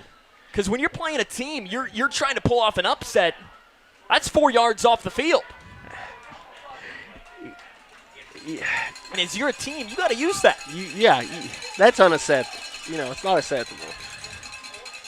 When you're refereeing a game where a team does this option, you've got to be expecting that to happen. 1st and 10, run, and they get nothing on this. And if you're Jones, you got to be very upset. You do. Because now you lost 4 yards on a play because an official wasn't paying attention. No gain on the run for Tanner Warner. Wait, are they saying it's 3rd down? No, they're saying 2nd. Okay. Because I was going to say, I would be real mad now, Sam, if we lose it down 2. I might have gotten wrong if it was Brian Jones in that case. I got a little bit of a temper. I do too. I've been there. Have you yelled at an official before? No. I threw my hat. Hey, at Franklin Simpson one time, I threw a softball bat at an umpire. Yeah, you probably don't want to recommend doing that. Yeah, no, you don't want to. It wasn't good. 2nd and 10 for Grayson from the Greenwood 25-yard line. They trail 14-7. Under 7 minutes left in the first half. Bratcher to pass. Rolls out. Nice blitz pickup. Throws off into the flat. It's caught by Shane Hall inside the 20-yard line. Spun down to the 16. Nice play. Nice play. Beautiful blitz pickup by Tanner Warner in the backfield. Hall gets it down to the 16-yard line. Gain of 9. 3rd down and 1. Yeah, that 4 yards is big there now because that we didn't get, because this would have been a 1st down. Move the chains. It's all right. We got 2 plays to get 1 yard. Let's get it right here. The Cougar faithful making some noise in front of us. 14-7 they trail, trying to tie this game up. Run, Buster tries to get around, dives, looks like he has enough though. I think he got it. He needed the 15, and that appears to be enough. That's exactly what he got. 1st down, Cougars.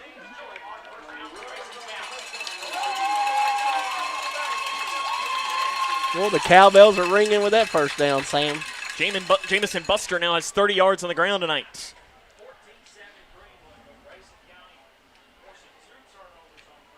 It's from the 15-yard line. A lot of turnovers early in this game. Grayson's fumbled once. Greenwood's fumbled twice. Lane Beasley deserves major credit on that punt, though, because that thing, he kicked up into the stratosphere.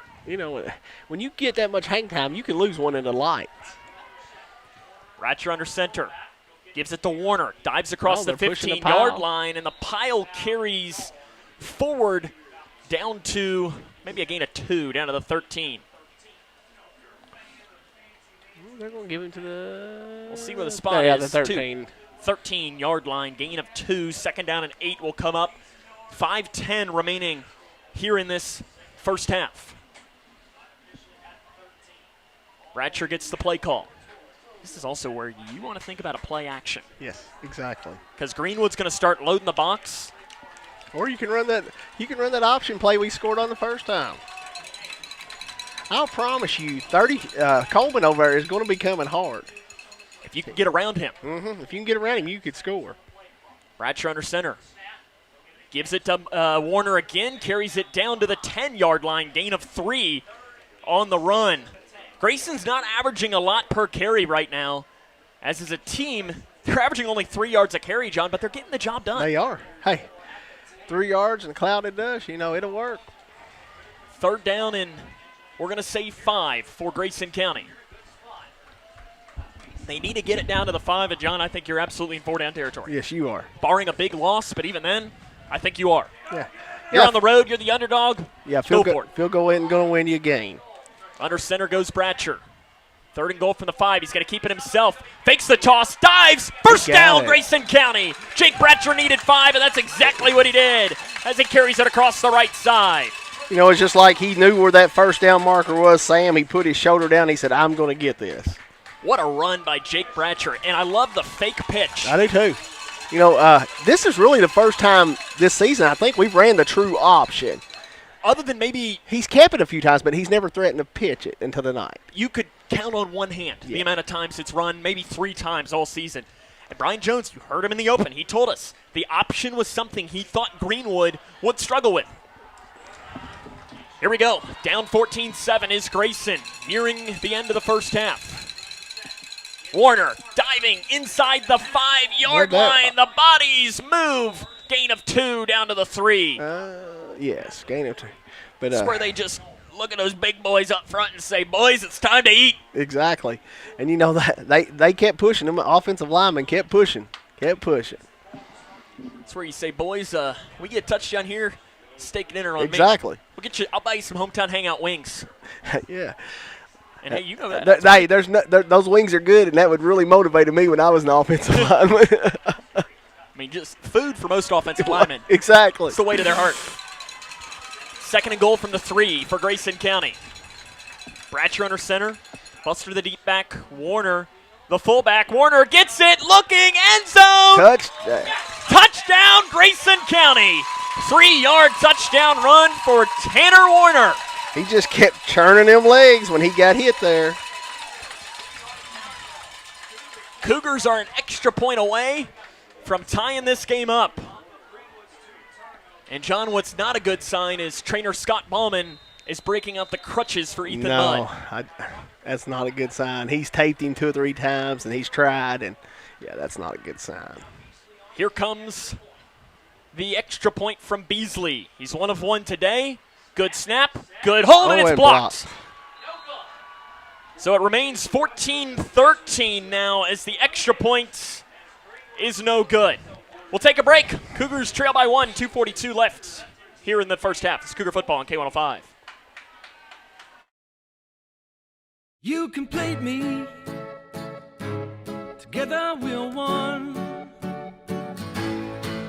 I never want to be without you. Together's more fun. Together we are one.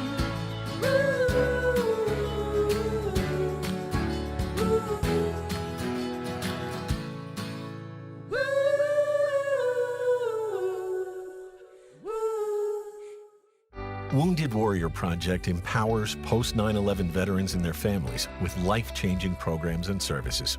I realized I could be successful in a civilian career.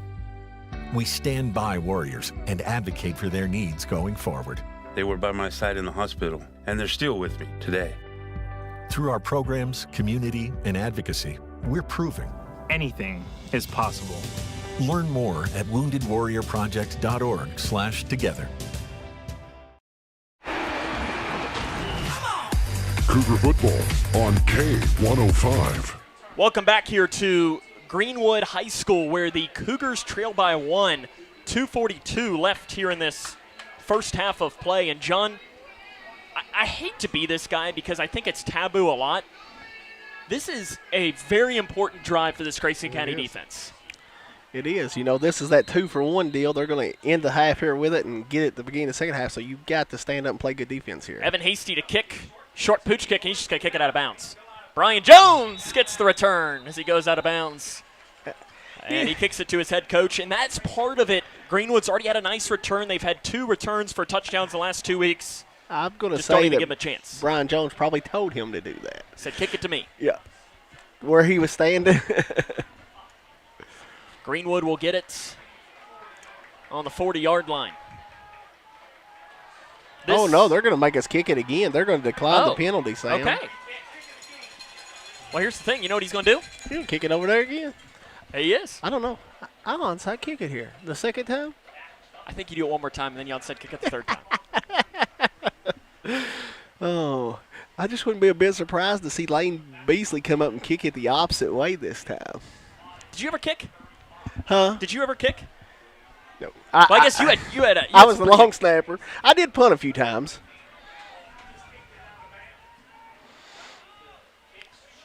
Let's see who will punt this as kick this. Beasley and Hasty both out there. They've already kicked it out of bounds once. They're calling them up here. They're expecting it. Here comes the kick. They fake it. And that's Onside exactly kick. what they did. Fallen on by Greenwood at the 45-yard line, and it ends up working out anyways. So it was on the ground, picked up low by Will Crutcher.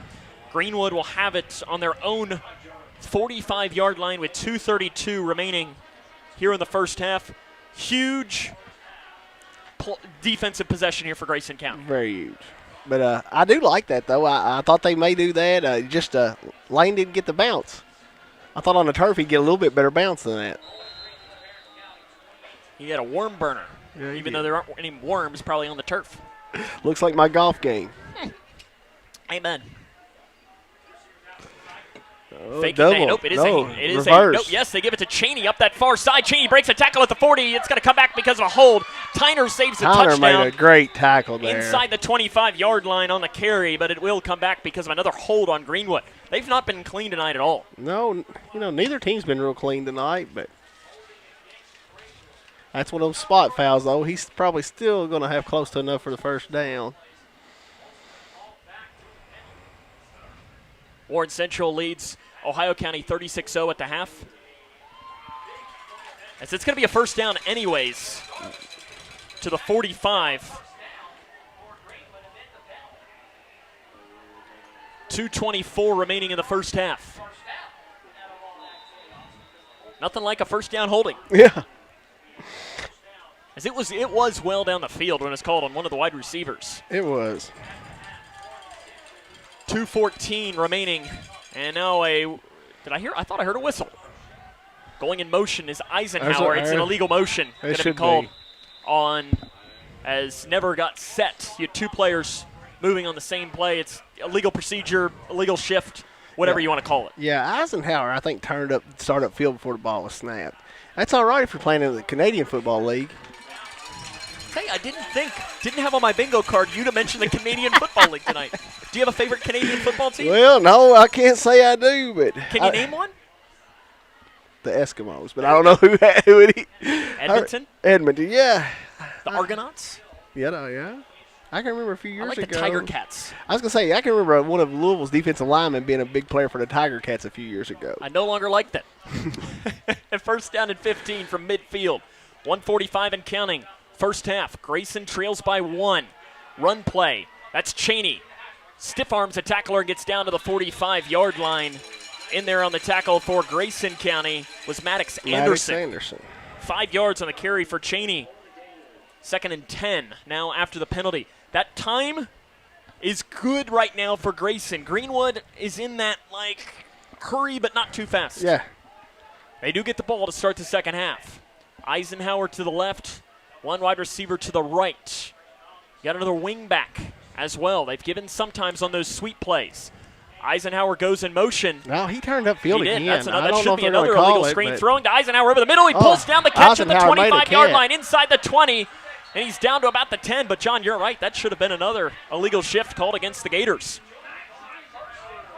Eisenhower, a big gain, though, down to the 9-yard line. Gain of 36 on the catch and run.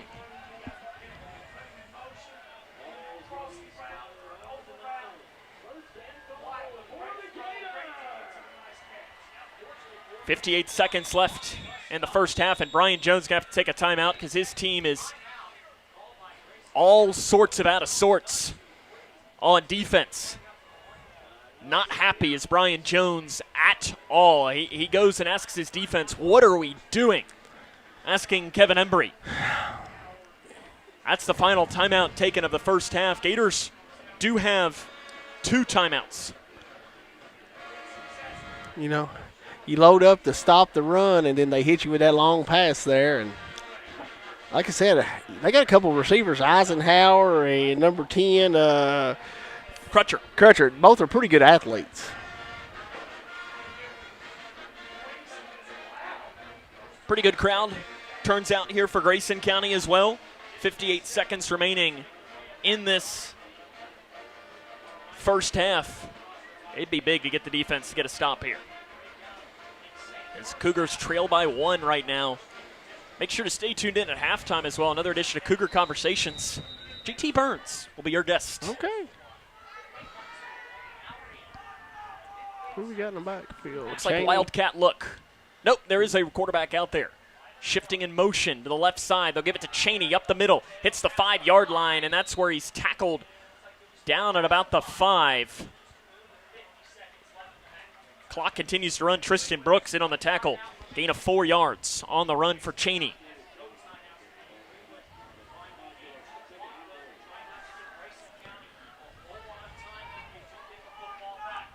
Second and goal from the 5. Oh, quarterback keep. Quarterback keeper running right side and down at the 2-yard line. Greenwood will take a timeout with 26 seconds left. Gain of 3 on the run. That's not something you see Wyatt do. He only has 8 carries on the season. Again, please bear with us. We are dealing with a little bit of issues with cameras tonight. We have a young crew working as well. They're doing their absolute best, John, aren't they? They're working really hard. They're working hard. Complaining in the comments, not helpful. No, they're trying their best. They are. And we've had a few. Our director today, Zach, he's doing a great job. It's his first ever time doing football by himself. And upstairs, Addison, she's running the camera, and it's her first time running camera by herself, wow. John. So we've got a brand new crew. Zach's been with us now for about 6 weeks or so. Addison started last week. So we got some new crew members that are working in, so please bear with us as we're working to fix this. They're trying their best. 3rd and goal from the 3 for Greenwood. They lead by 1, 26 seconds remaining here in the first half. Out of the timeouts. Faking the handoff. RPO, kept himself. Wyatt, touchdown. It was an RPO, and they leave Wyatt alone. He'll carry it in from 2 yards out for the rushing touchdown.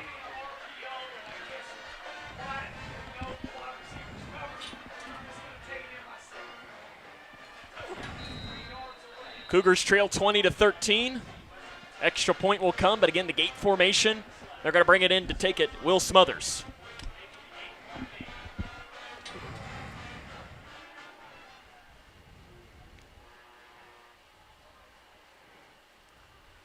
Here comes the kick. Low snap.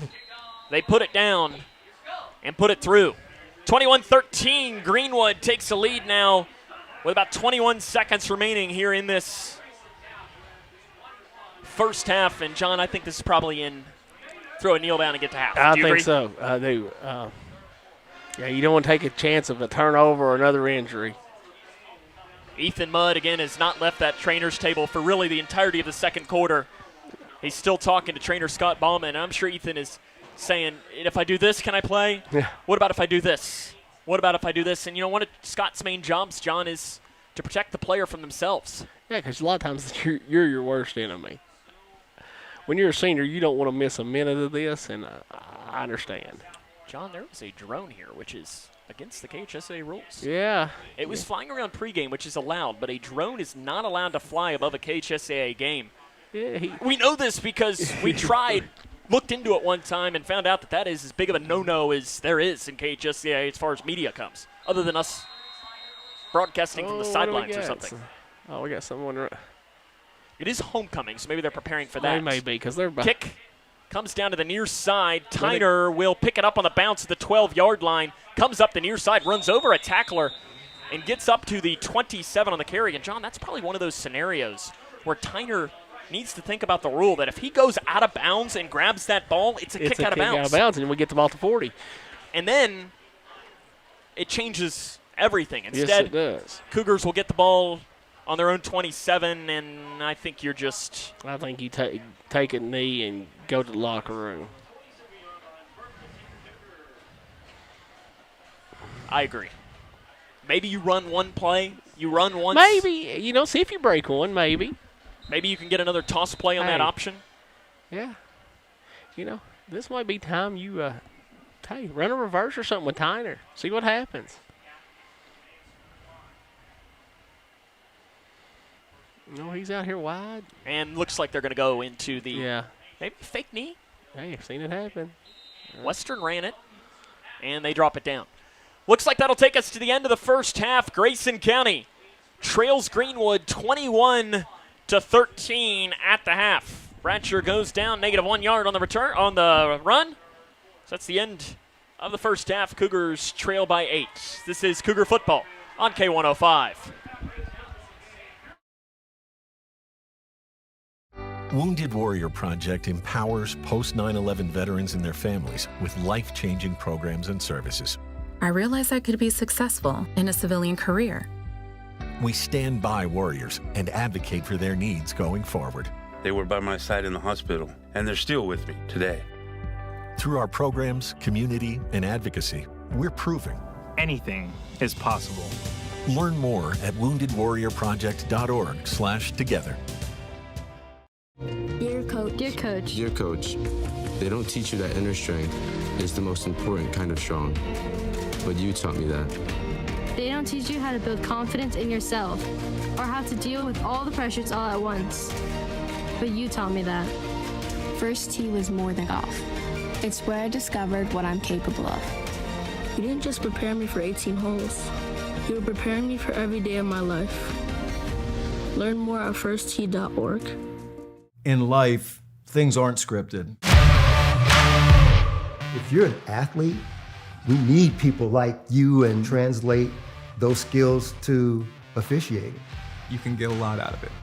It happens in every town, in every game.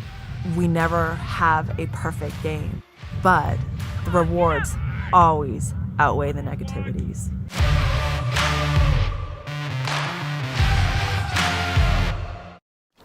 Love the hustle, Cliff. Who are you? Your lungs. We're quite proud of you. Even though you quit smoking years ago, you may be at risk for lung cancer. Okay. Well, with the routine screening, you can detect it early when it's more curable. Sounds good, guys. Can I get a little space here? Biologically, no. Okay. Listen to your lungs. Get a routine screening that could save your life. Talk to your doctor and learn more at savedbythescan.org.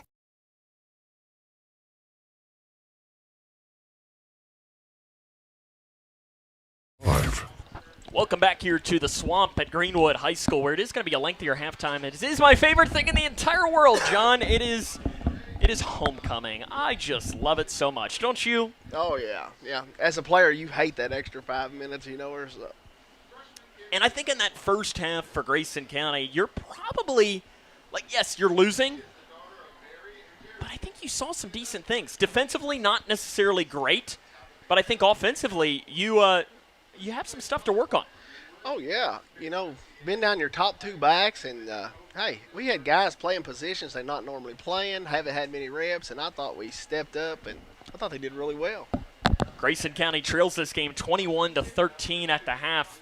Looking at some of the stats right now for Grayson County, Ethan Mudd left with an injury. In fact, he is still on the trainer's table. He didn't even go back into the locker room. That's really not a good sign. That's not a good sign. He has had 4 carries for 12 yards. Jamison Buster is 3 for 20 and a touchdown. Tanner Warner, 12 for 22 and a touchdown. Jake Bratcher has 5 for 12.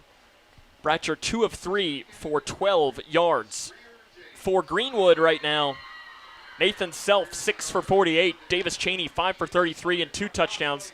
Levi Wyatt has 2 carries for 5 yards and a touchdown. Wyatt is 4 of 4 for 78 yards, as the Gators have hit passing plays of 35 and 25 so far here in this game tonight. And, John, I think, the conversation right now probably for Kevin Embry is going to be a lot of, let's try and figure out how to fix this. They're not running the option, but it's a lot of misdirection, and the Cougars are struggling with it. They are. They're pursuing one way, and when they hand it off and do the misdirection the other way, there's no one there. And that's hard. That is hard. But that's where, I know Jake, when he was on a couple of weeks ago, he says, you got to watch the guards. They're going to tell you the story a lot of times, but it's they're not running the wing. I'm not even sure how to describe the offense. It's not the wing T, but it's a spread option almost. Yeah, I was going to say, it's kind of a spread, but they're kind of running some of the wing T plays out of it. Grayson trails this game at the half by the score of 21-13. Again, Ethan Mudd is the injured Cougar, and he is down right now sitting on the trainer's table, and we've not seen him get up for probably 20 or 30 minutes after getting hurt on the second drive of the game after recovering a fumble for Grayson County. We'll see here if I can't run down a score or two from around the area as Grayson County trails this game 21-13. Let's see what I can't find here. Again, it's homecoming here tonight, John, so because of that, we have a longer halftime. LaRue all over Butler County, 38-0, late in the first half. That one does surprise me just a little bit. It does me, too. I thought it would be a little closer game than that. Trinity defeats Mail tonight 46-0. Wow. Now, I expected Trinity to win that game, Sam, but I didn't expect a shutout. Catholic leads Bardstown 31-9 late in the first half. Logan County leads Allen County Scottsville 21-0 at the half. Hancock leads Tell City 21-7 in the second quarter. Bowling Green up on Barron 28-0 at the half. Owensboro leads Graves County 35-0 at the half. Cal all over Central Hardin early third quarter 55-0. Murray leads Russellville 28-6 at the half. And that appears to be most of the scores from around the region here. Edmondson tied with Hart County at the half, 7-7. Wow, that's a score that surprises me. Yeah, me too. And that's a low scoring game. McLean County's game has been rained out. Wow. They were supposed to play, I think, Webster County tonight. They're going back tomorrow night. I don't know that I've ever heard of a rain out. I guess it would be a storm out. Probably would be the thought process for that. But it definitely, that's a mess. And I'm glad that we're not in. Me too, and have to go back. I think the county seat of Webster County is Dixon. Is that right? I'm not sure. I think it might be that game in I Dixon. drove through it several times, but I'm not sure. I can't say I've ever been to Webster County. I think it's one of those places you got to want to get to. Yeah. Greenwood leads this one 21-13 at the half. When we come back, it'll be our Cougar Conversation segment. We'll sit down and talk with Grayson County High School teacher J.T. Burns. Good conversation coming up, as this is Cougar football on K105. In life, things aren't scripted. If you're an athlete, we need people like you and translate those skills to officiating. You can get a lot out of it. It happens in every town, in every game. We never have a perfect game, but the rewards always outweigh the negativities.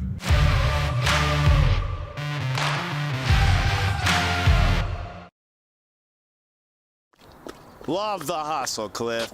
Who are you? Your lungs.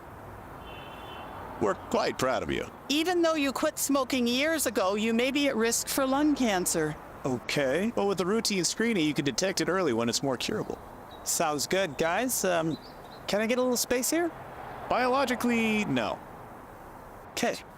Listen to your lungs. Get a routine screening that could save your life. Talk to your doctor and learn more at savedbythescan.org.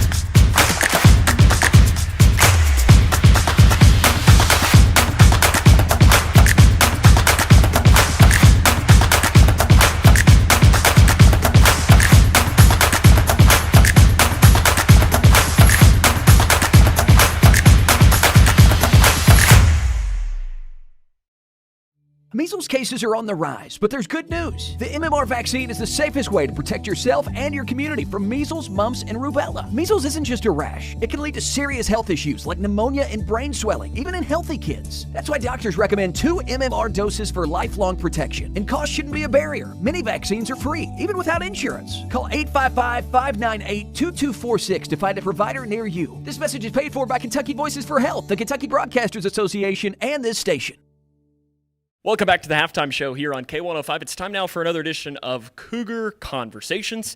Tonight, we're talking with Grayson County High School teacher Mr. J.T. Burns about technology and all of the ways that it is changing. But first, you got your start in technology. I know you said Bluegrass Cellular. Yeah. Why was that something you were interested in? I don't know that I was exactly interested in it, but I received a call that there was an opening for a job at Bluegrass, and so I applied for it. Started out in their tech center, so we were taking phone calls. I did that for a few years, got a promotion. This turned into that, and then in 2020, actually just a couple weeks before the COVID lockdown, I was offered a position at the hospital as IT, and so that was my first real IT position, and that I was there for a couple of years. And then there was a position that opened up for IT in the school district, and I started December 2022. I think when people hear IT, they just think, oh, he's the guy they call if my computer's broken. But I know for a fact it's a lot more than that. When you were running IT, I know here at the high school, what was a typical day and some of the projects that you'd be working on? I mean, so you're right. Like, whenever something goes down, you've got to be ready to go and fix it. But outside of that, I mean, I got involved with robotics. We even tried bringing on a student help desk. So we wanted to train students to be able to repair Chromebooks. That lightens our load. It teaches them a real life skill, and I mean that was just one of the things. I mean, it just depended on what was needed when it was needed. And I know sometimes you had to deal with annoying radio guys asking you for network help too, right? Yeah, no, I wouldn't call you annoying. We just need to make sure there's a connection. Yeah, and it helps because then you at home can be watching what you're watching right now. You, this year, made the transition into the classroom as a teacher. This might be a complicated question, but I'm just going to simply ask it. Why?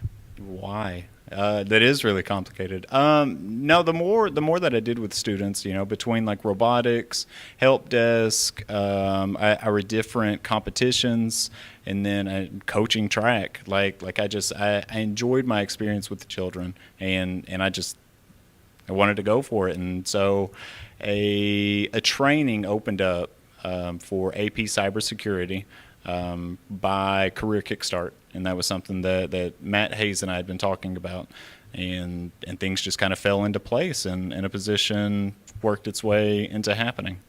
You read right into my next question. AP cybersecurity. I like to say I'm not that old. I just graduated high school over 10 years ago, and when I was there, I don't think AP cybersecurity was a thing, and if it was, I know my school did not offer it. So when I ask this, what is AP cybersecurity? What are you teaching in that? It's a really wide umbrella, at least right now. So AP cybersecurity, the version of it that I'll be teaching this year, it'll grow next year, but this year our big focus is on networking fundamentals. So what makes a network work? So how are we able to connect to the internet? Where does that go? How does that actually work? And how do we protect it from outside attackers? How do you teach that? Thankfully, I'm not paving a new road. I mean, CompTIA and other resources have developed, I wouldn't say a curriculum, but a guideline of what you need to know. So there's a certification called the Network Plus certification by CompTIA, and it's got its guidelines of what you need to know, how much you need to know in order to pass their test, and you get an industry certification. And we just go from that. I mean, AP sort of built their backbone, their framework from that, and that's what we'll be teaching. You mentioned robotics as well, and we were talking while I was setting up here about how my little brother used to do robotics, but it was kind of in the infancy. And I watch these videos online of some of these robotics things that kids are building, and it is really cool. But for there's someone here listening, they're thinking robotics, they're probably thinking of, robots from, your science fiction movie. What is robotics, though, in your realm? So we have a few different competitions that we get involved in, and that's what, I mean, like I'm a competitive guy. I really like getting into competitions, so they're what really draw me. But we've got VEX, which was brought to us by the AMAP program at Elizabethtown Community and Technical College. I don't know a ton about AMAP, unfortunately, but they are the reason that we were able to make VEX happen. And the VEX competition, it's built into two parts. You've got the remote controlled portion, so you control your robot manually, and there's an autonomous portion where you program the robot, and we could go more into detail on that later. I think there's a lot to it. In other robotics that we do, we've got an STLP competition called RCX. So we use the Lego robot, we program it, and it is a 3-minute autonomous run trying to complete different objectives. And of course, highest score wins. Yeah. You're a Grayson County High School alum as well, and throughout this season when we're doing these segments, we want to give them the opportunity to talk about the teachers that impacted them still to this day, because I know that there have to be some. Who comes to mind for you? First and foremost, Matt Hayes. So Coach Hayes coached me back in 2007 is whenever I joined the track team. And then we reestablished that relationship whenever I came back to work as IT here at the high school. And it's just been like it's been a lot on him. He's been a huge influence in my life. Why has he been such an influence? he's an extremely positive character, and he's willing to make anything happen if he knows that it's going to be helpful for kids. I don't think there's a more positive person alive than Matt Hayes. I can say that as someone who's worked with him a lot. He is absolutely positive. Thanks for taking the time here for us. Great things happening at Technology. For a student that might be interested in this field, what would you want to tell them? Give it a shot. I mean, don't be afraid to talk with me, talk with somebody about what you want to turn your life into. So if you want something to do with technology, then reach out to somebody. If that starts with a counselor, a teacher, just talk to somebody, because it can't happen until you make that connection. Connections are all of it. That'll wrap us up here for today's edition of Cougar Conversations. We'll have more throughout the season and a full version of this on our YouTube channel. Make sure you subscribe there so you don't miss any of the segments all season long. We'll have more on the halftime show after this. Measles cases are on the rise, but there's good news. The MMR vaccine is the safest way to protect yourself and your community from measles, mumps, and rubella. Measles isn't just a rash. It can lead to serious health issues like pneumonia and brain swelling, even in healthy kids. That's why doctors recommend 2 MMR doses for lifelong protection. And cost shouldn't be a barrier. Many vaccines are free, even without insurance. Call 855-598-2246 to find a provider near you. This message is paid for by Kentucky Voices for Health, the Kentucky Broadcasters Association, and this station. Smith Overhead Door isn't just about opening and closing. We're about safety, security, and style for your home or business. As a future designs company, we're lifting expectations across Grayson and surrounding counties with top brands like CHI and Chamberlain. Hey there, I'm Kevin Brooks with Smith Overhead Door. Whether it's a sturdy LiftMaster for your garage or a sleek Clopay door for your shop, we install and service with a commitment to reliability. Smith Overhead Door, we're opening up possibilities. Secure your entrance at SOHD.info. I crave adventures that spark joy and create memories. Sailing the seas with Royal Caribbean or exploring the magic of Disney parks. And with your global getaway, my dreams are expertly crafted. From all-inclusive Caribbean resorts to tailor-made itineraries, Mark turns wanderlust into reality. Why settle for ordinary when you can have extraordinary? Your global getaway. Expertise in unforgettable vacations. Call Mark at 270-296-0106 or visit yourglobalgetaway.com. Start living your travel dreams today. Yes, start living your travel dreams today. For each life moment, your kids could get free or low-cost health coverage from Medicaid or CHIP. Kids up to age 19 are covered for checkups, vaccines, dentist visits, hospital care, and more. Your kids may be eligible now, even if you've applied before. And if they already have Medicaid or CHIP, remember to renew every year. Get started now at insurekidsnow.gov. Paid for by the U.S. Department of Health and Human Services. Well, technical problems here. Let's see if I can't stop this. Looks like that. I think we're okay. I hope so, at least. I think you can hear us on air. I hope so.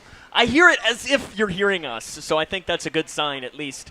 There. John, we're getting close to getting ready to start the second half. Remember that interview with JT Burns. You'll see the full version on our YouTube channel coming up. It was interesting to learn about AP's cybersecurity and the robotics team and everything. Really cool stuff happening at Grayson County High School. I'll tell you, trainer Scott Ballman has been working on Ethan Mudd. He has been if we're putting all of the time together, John, it's easily been 20 minutes on Ethan. Trying to get him back out onto the field in this second half. Yeah, he's pretty much worked on him the whole halftime period and pretty much the whole second quarter. He's trying, and knowing Ethan, if he can, he will. Grayson trails this game at the half 21-13. Right now, the scoring for the first half of play. Cougars led 7-0 on a 17-yard touchdown run by Jamison Buster. Cheney then followed it up to tie the game at 7 with a 1-yard run. After the Cougars fumbled, Cheney took it from 3 yards out to put the Gators up 14-7. The Cougars then answered after a muffed punt on a 3-yard touchdown run by Tanner Warner with 2:42 remaining in the half. The extra point was blocked, though, and it was 14-7. And then a one-yard touchdown run by Wyatt. The starting quarterback made it 21-13 at the half, which is the score we currently have. John, the keys to the second half, you think, for Grayson? We just got to keep playing, we got to shut down their run, not watch this misdirection, play assignment football. You got to be in your space and your gap and shut down their run, and I think our offense will be all right, Sam. the offense has looked pretty good. They have. To go through the adversity we have, being down, you're down to your third string probably running back. You got other guys having to play out position because of that. So, our offense has done well. Grayson County trails this game 21-13 at the half. The second half comes up next. This is Cougar football on K105. Connection builds community. It grows the minds of future citizens and leaders. Connection teaches. It encourages. It builds confidence through relationships, through partnerships, through small daily acts, through high-impact programs at all levels. Connection says together, we can. The one thing I know about Grayson County schools, when you get the right people going in the right direction, anything's possible. We are GC Connected. Sophia A., absent, because transportation was absent. Maria J., absent, because child care for siblings was absent. Julio M., absent, because housing was absent. Cole W. Darren L. Olivia H., absent. Absent. Absent. Absent. When communities and schools is present, 99% of our students are present and ready to learn. When you give blood, you give life. And when you give life, you change lives. Make a life-saving impact by donating blood with Western Kentucky Regional Blood Center, your hometown partner. As the sole supplier of blood products needed in Grayson County, your donation ensures a stable and adequate blood supply for you, your family, friends, and your neighbors. You are the hero when you give. Feel the power of community and compassion in every drop. Give life and change lives with Western Kentucky Regional Blood Center. Life is on the line.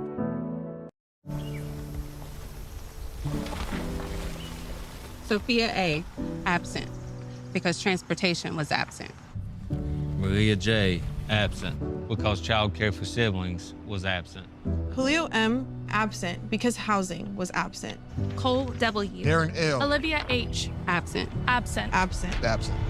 When communities and schools is present, 99% of our students are present and ready to learn.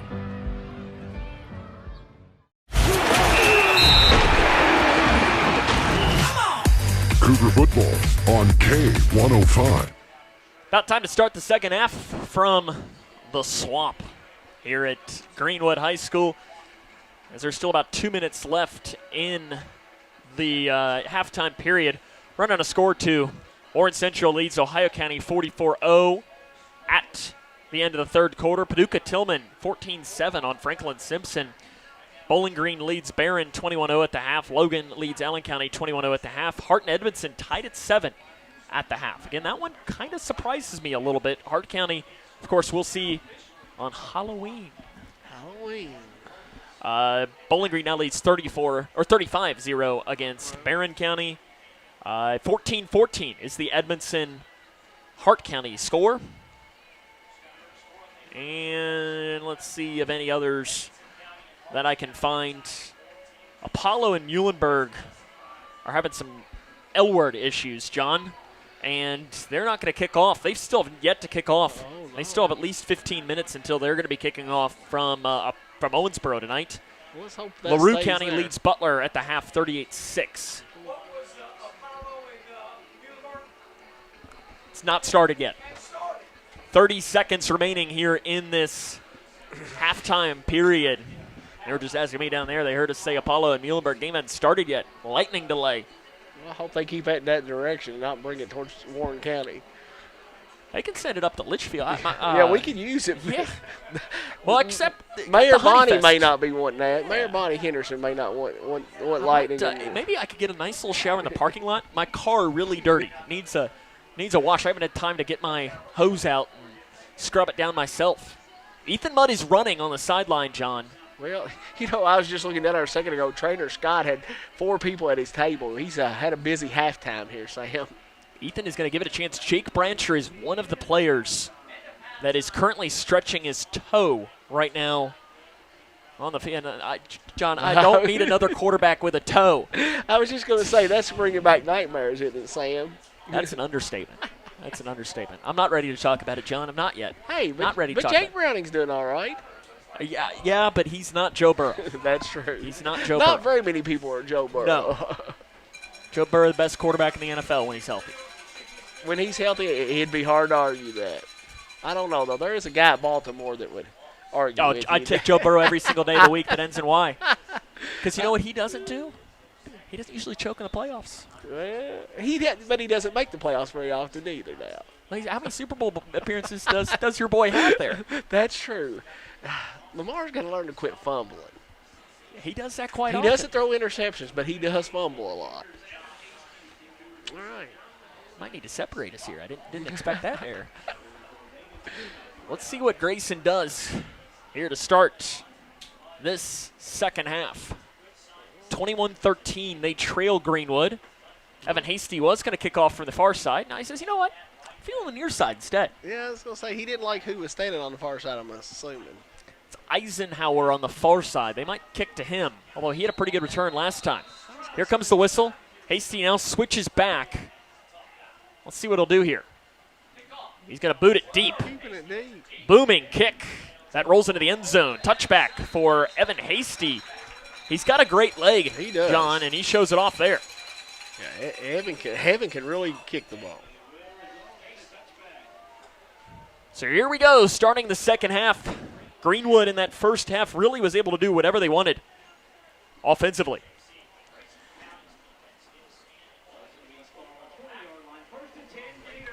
All right, let's see. As Greenwood, Self had 6 for 48, Cheney 5 for 33, Wyatt 2 for 5.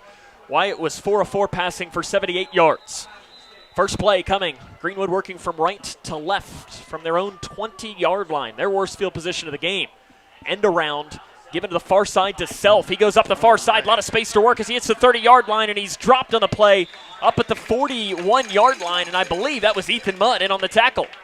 Or no, it's Tyner. No, it's Tyner. And Tyner a little slow to get up after the play, but that is a big gain on the end around. Well, you know carried up to the 21-yard line, gain of 21 on the run from Self. But, hey, Ethan Mudd is out there on defense. That's a big sign for Grayson. Mudd left in the first quarter with an injury. To pass, it's a little swing pass near side, caught by Cheney at the 42, breaks a tackle, breaks another one as he comes near side 40, runs up the sideline, down inside the 25-yard line before being dropped down by Cornwell. Big catch and run. And there are no penalties, and down on the play behind, that might be Ethan Mudd. Is it? No, it's Tyner. It's Tyner. He has been dealing with something, and finally it looks like it might be enough for him to leave the game. The ball goes down to the 17-yard line. That is a pickup of 41 yards on the pass play to Wyatt. From Wyatt to Cheney. Goes down to the 17. Not a good start at all for this Grayson County defense. Self to the right of the quarterback. They go again with that reverse. This time Grayson not fooled, but Cheney breaks a tackle in the backfield and carries it down to about the 15, gaining 2. Does Cheney on the run. And there was Cornwell in on the tackle again. I think it was Brooks that had him wrapped up for no gain. Yeah, it was, and he just slipped out of Brooks' tackle. 10:40 remaining here in the third quarter. Grayson trails 21-13. 2 wide receivers right side, man in motion. They fake it to him. Wyatt rolls out to pass, caught at the 11-yard line and hit immediately. Dropped out of bounds on the play. As it was caught by Crutcher.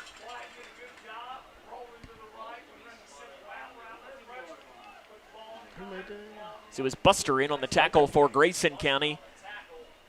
And they're going to say a gain of 4 yards.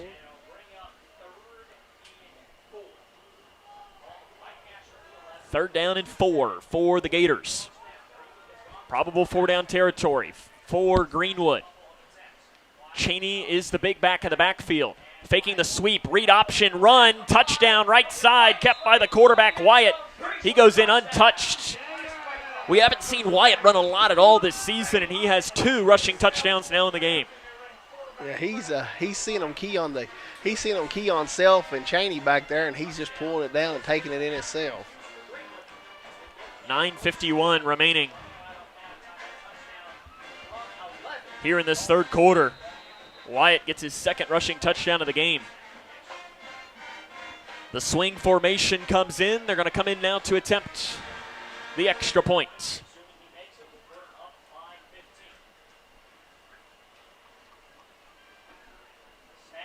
Good snap, and it is good.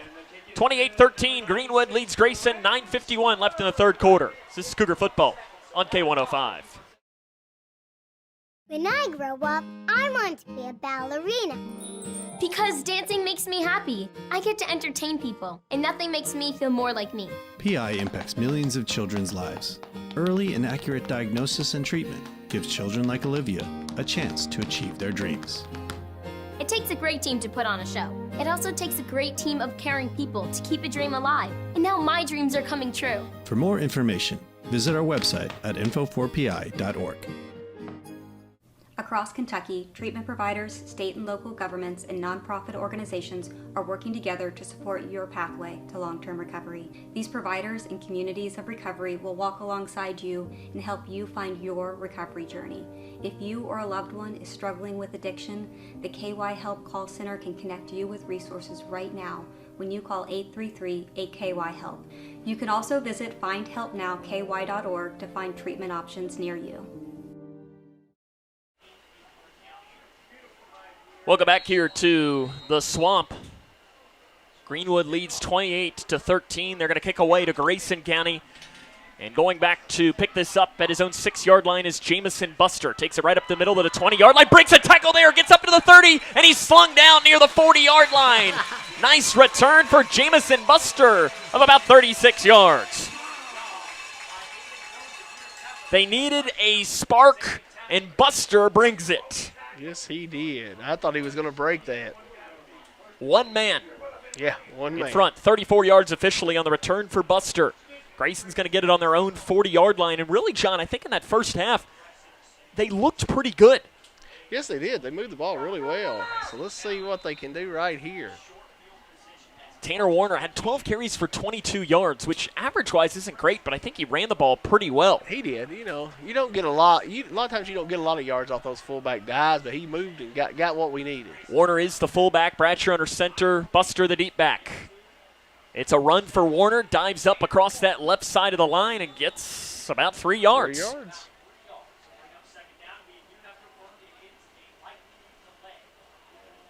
And there is an injury down after the play for Grayson County. That's Corbin Gary down for the Cougars. And trainer Scott Ballman, who has had a very busy night tonight, yes, he has, is going to check on the senior tackle for Grayson. Gain of 3 yards there on that run. Hopefully, it looks like that's a cramp, I think. That's a cramp, I hopefully, so. by the way that's stretching out. Scott's stretching him, so I think he's got a cramp. I do look down, John. Coach Mack is writing in. He wants to chime into the quarterback conversation. He says we're forgetting Caleb Williams. Caleb Williams? Who's he play for? Some team that's 0-2. Last time I checked, John, though, the Bengals are not 0-2. We might not have a quarterback right now, but hey, you're still in first place, though. Hey, it's better to be 2-0 than it is to be 0-2. They're stretching out Corbin Gary on the field. 9:43 remaining here in this third quarter of play. Grayson trails 28-13. Again, the injured player is Corbin Gary. Let's see what we can't find here as far as score updates. Edmondson and Hart tied at 14 at the end of the third quarter. Catholic and Bardstown, it's 31-17. 9 minutes remaining in the third quarter there. Owensboro, 42-0 on Graves late in the third quarter there. Gary is on his feet now, but he's not putting any weight on that right leg. No. He's hopping off. Now he's putting a little pressure on it.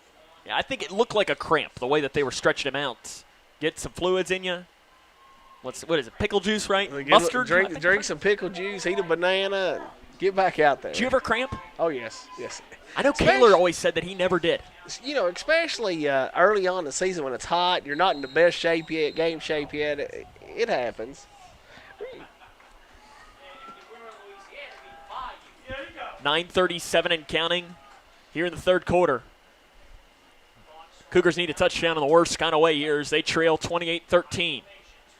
I formation for the Cougars. 2 to the left. Toss play to Buster. He turns upfield at the 45-yard line, and a tackler drives him up near the 48 or maybe even the 49 on the carry. Is coming downhill to make the tackle for Greenwood was Cooper Hines, the senior. 2 yards short on the run. It's a gain of 5 for Buster, 3rd and 2. I still say that he's going to bust a long one before the year's over. He's just got that quick hitting speed right there, and I think before the year's over, you're going to see him make a 70 or 80-yard run for a touchdown. Buster's going to bust one, is that what you're saying? Buster's going to bust one, that's right. Thought he was going to on that kickoff return earlier. I think I predicted a kickoff return earlier this maybe last week or the year before. Week before. It's a late night already, John. 3rd and 2 for Grayson from their own 48-yard line. Run play, Buster left side, and he goes backwards, tries to get back to the line of scrimmage, and it's going to be a loss on the play. Loss of 1 there. The far side judge is calling it a loss of 2. Oh, wow. And it is to the 46, loss of 2, and that makes 4th down a little bit more challenging. It does, but I think if you're Coach Jones, you gotta go for it here. I don't think you have any decision. I think you have to. You have to, yeah. Under 8 minutes left in the 3rd quarter. You know, a name we haven't called tonight, maybe we'll hear it here, is Shane Hall. He had the 1 catch down inside the red zone, but it has been quiet other than that. Trips right side. Brian Jones wants a timeout. Honestly, probably not a bad timeout by Brian Jones, making sure everybody is on the same page with a play like this. 4th down and 4, what are you calling? Well, you know, I think we do got to throw the ball here. Get the ball out here in space, and hopefully one of these guys can make someone miss. But we're going to have to, Coleman, somebody's going to have to make sure they put a block on him if we do throw the ball. Maybe you drawing up a screen here? Yeah. Hey, if you get a screen to his side and he's coming, you know, you got some open area there. We saw that a lot in scrimmages where they were hitting Shane Hall for screens on the outside and having him make a play. Yeah. And see if that might be similar to what you saw a lot of the law firm last year. Now Brian Jones is going to punt. He is going to punt. I don't know, John. I don't know. You're down 15 halfway through the 3rd quarter. Your defense is struggling. Yeah. Your offense hasn't played bad. Hey, but you know, Brian Jones has done a few trick plays in his time here. I don't know that I've ever seen a fake punt. I don't know either. And hey, Lane Beasley got us the ball back earlier with a great punt. He did. Punt is a low snap. Beasley does punt it away. It's over to the far side of the field. End over and punt and muffed again. He muffed it. This time it's alive, bouncing around. Did Grayson get it? I think so. They did. Another muffed punt. It works out perfectly as it hits the returner in his face, and the Cougs have the ball back. John, why was I saying go for it? I'm clearly an idiot. That is a whole lot better. Nothing like running a you've gotten the ball, and now you got to score a touchdown. You do. Another fumble. Man, it's been a long time since I saw 2 muff punts in a. Shout out to Darius Phillips, former Bengal that had 2 of them. Oh, boy. As you can tell, John, still haven't forgiven him. They're going to have it on the 22-yard line of Greenwood. Excellent field position for Grayson County. Warner's the fullback. Buster the deep back. The senior quarterback, Bradshaw, goes under center. 1st down and 10. Fullback dive for Warner. He dives forward and is kind of smushed for a pickup of 2, maybe 3. Depending on the spot. Near side judge says 3, and it looks like another Cougar is injured on the play. Oh, man. And it has been just awful luck for Grayson County injuries tonight. I don't think Scott wants us to mention his name this many times a week. Let's see who this is. Looks like another, I don't know. I don't it's know not that is a cramp. No, it's not. We're going to see here 28-13, 7:13 left here in this 3rd quarter of play. There is a stoppage of play for an injury right now. And I haven't been able to make out who that is down for Grayson County. looking in the huddle right now to see if I can't see a face or two and see who's missing. It is good to see Corbin Gary back in the huddle. Yes, it is. Greenwood has doing it. Maybe. 7:13 left in the third quarter. Scott Ballman working. Brian Jones is watching. Oh, yeah. He takes his hat off and just scratches the top of his head. He's probably thinking, man, can I catch a break?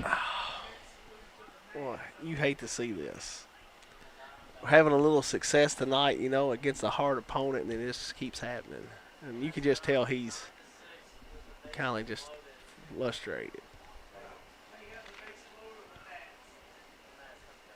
The injured player might be Tanner Warner. Oh. It is Tanner Warner.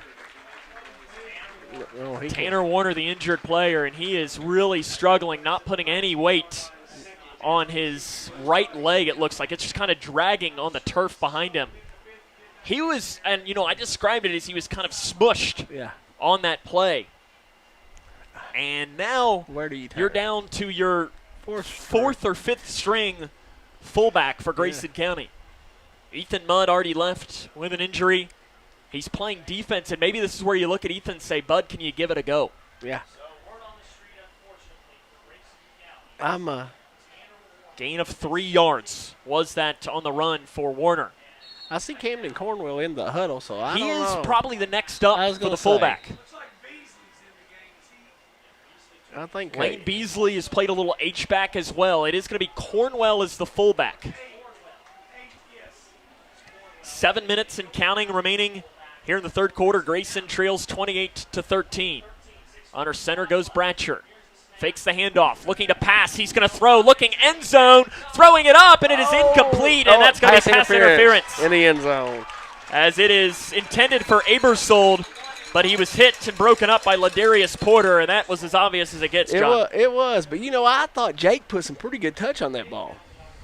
Probably one of those you want to see him lead a little further to the corner. It was to but Abersold on the catch. He was going up to grab it, and Ladarius Porter just wrapped and smacked him on the shoulder. And every official threw the flag on that. An eligible receiver downfield on Grayson as well. Pass interference. Offsetting penalties. That's brutal. Yeah, that is brutal. Instead of having it half the distance to the goal. I'd have to go back and watch to see if the player was ineligibility downfield. And, you know, that is a hard thing for a lineman. Especially if you're running RPO or something. 28-13, Greenwood leads Grayson, 6:47 left in this third quarter. This has been a long game, John. It has. I was thinking earlier, I was trying to make some plans on what time we'd be back. It's going to be later than that. Yeah. Yeah, I was just thinking, I've got to get up and leave early in the morning to head to Louisville. It's going to be a late night, early morning. Go Falcons, right? Go Falcons. Now, listen. 2nd and 6. And they went deep last time, and it wasn't a bad ball. No, I like that. I like that call. Buster, the deep back. Cornwell, the fullback.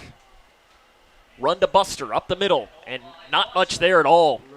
He ran right into the line, and he was met on the play by Cooper Hines. Maybe a gain of 1 down to the 18. 3rd and 6. Third down, and we'll say about 6 for the Cougars.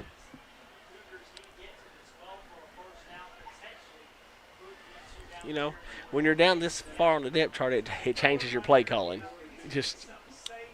And Brian Jones right now is just looking up at the sky saying, why? Yeah. What have I done to deserve this? Beasley and Linton to the left. Hall wide to the right. In the gun will go Bratcher on 3rd down and 7.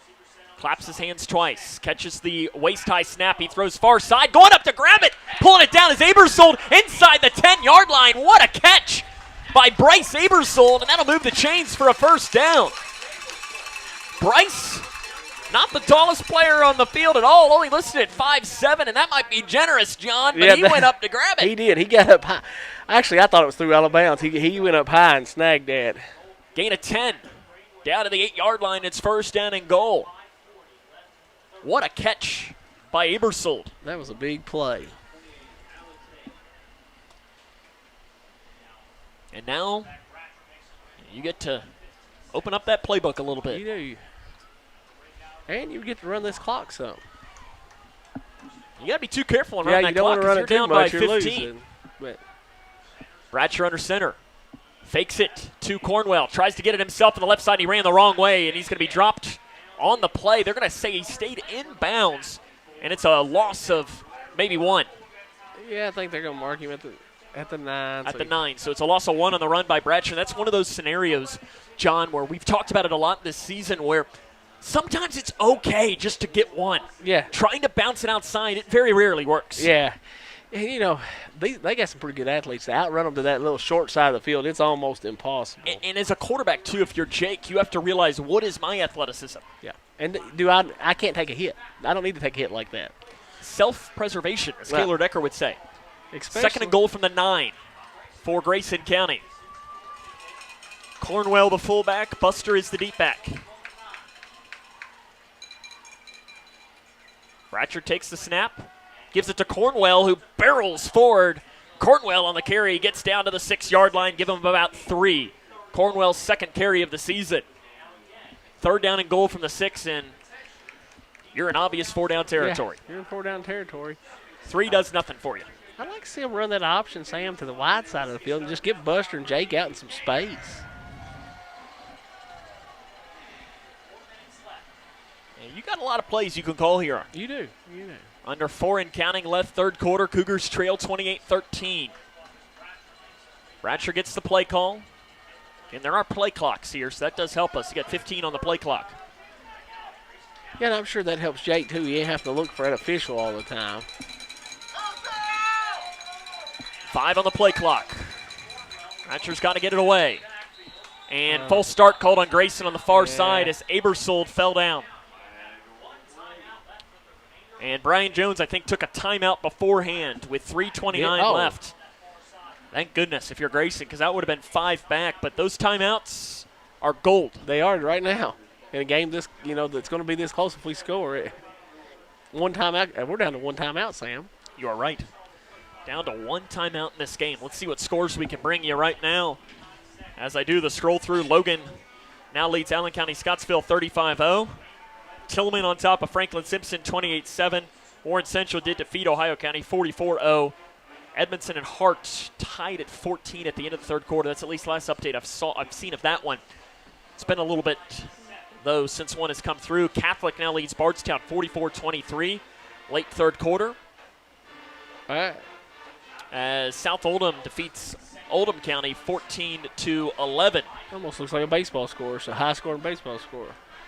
Elder of Cincinnati defeats St. X of Louisville 26-24. LaRue leads Butler County 44-6 at the end of the third quarter of play. Let's see what they call here. I agree with the option here. The Sales 44, Southern 0. Third and goal from the 6 for Grayson County. 3:29 left here in the third quarter. 28-13. We're see the shotgun formation. Cornwell is to the right of Bratcher. We have a bunch formation trips down to the near side. This is prime screen territory. Bratcher looks, throws into the flat over the middle, and it is He's caught. Touchdown, Grayson County, Shane Hall. 6 yards out, talking about fitting it in a window. I don't know how he got it in there. I thought it was intercepted, so I don't. That was a great throw by Jake. Bratcher to Hall, and the Cougs will probably go for 2. This year, they are 1 of 2 on 2-point attempts. Jake Bratcher's first passing touchdown of the season. Yeah, and you couldn't have asked for a prettier touchdown to get your first one on. That window was tight. 2-point conversion attempt.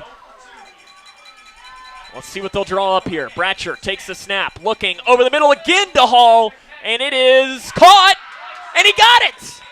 Oh, Oh, they're going to say incomplete. I thought he pulled it in. I thought he did too. The pile was moving. I don't know if that ball was bouncing around, but the two-point conversion fails. So it's 28-19.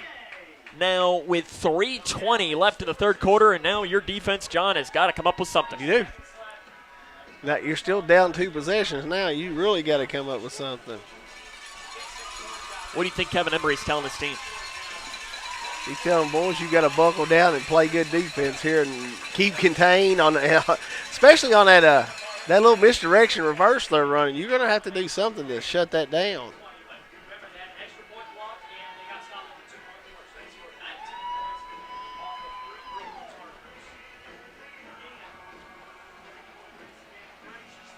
And it is 28-19. It is a 2-possession game, though, because you did not get that attempt.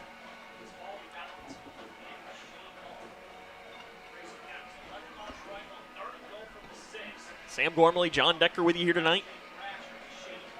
Pretty nice night for football. Look down. 79 degrees, it says right now. Oh, it feels great right here.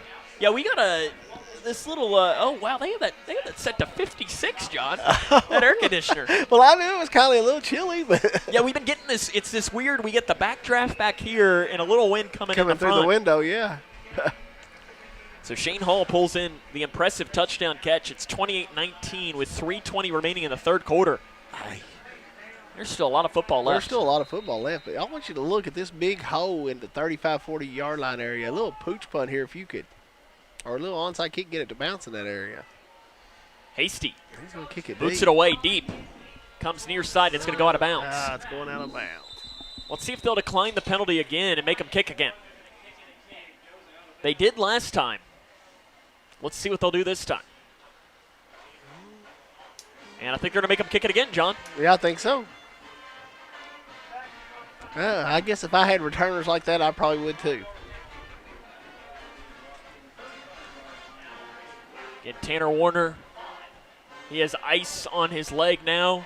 Maddox Anderson is currently being worked on as well on that trainer staff. I'll tell you what, Scott has worked his tail off tonight. Seems like every time I look over, Sam, there's a different player sitting on that table. Heck, at this point, you might be down there, John, before the night's out. I hope not. I hope not either. Considering you're sitting in a chair right now, if you hurt yourself, we're going to have probably a lot more problems. It's going to be bad. It's going to be bad. What are we doing? Brian Jones is talking right now with Evan Hasty. And right now, Hasty's going to trot out there. He's got 7 on the play clock. Might just take a delay of game here. He's going to hurry it up. This might be on purpose. Hasty does a little pooch kick, and it's caught at the 22-yard line by Self. He curls around to the far side, hits the 25 to the 30, has a blocker in front of him. He's up that far sideline to the 40, and he goes out of bounds near the 50-yard line on the return, about 30 yards. Special teams has been a wild ride tonight, John. Yes, it has. Well, there's a number I don't even recognize made that tackle for Grayson County, number 30. That would be Hunter Lee, a freshman. Okay. They'll officially place it at the Greenwood 46 on the return. Been a wild night here. Yes, it has. We've seen a little bit of everything.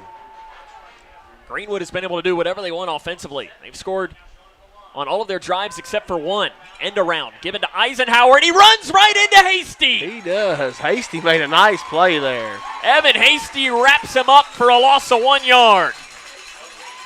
It was one of those things that Hasty, the blocker, let go, and Hasty turned around, and Eisenhower was there, and I think it was one of those that Hasty for a split second was like, wait, you have the ball? It's like, wait, can't be that easy. It's this easy? Well, it was only a 1 yard loss. It seemed like a lot bigger play than that. 2nd and 11 from their own 45. 2:38 and counting left, third quarter. 28-19.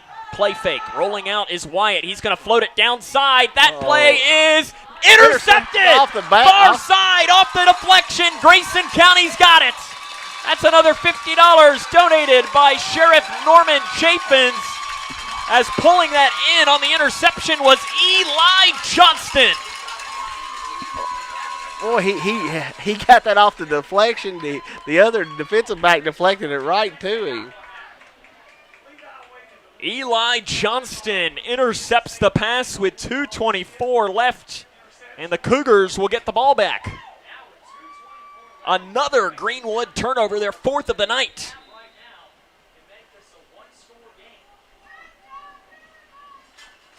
Cougars will have it on their own 35-yard line. They went to the air more on that last drive.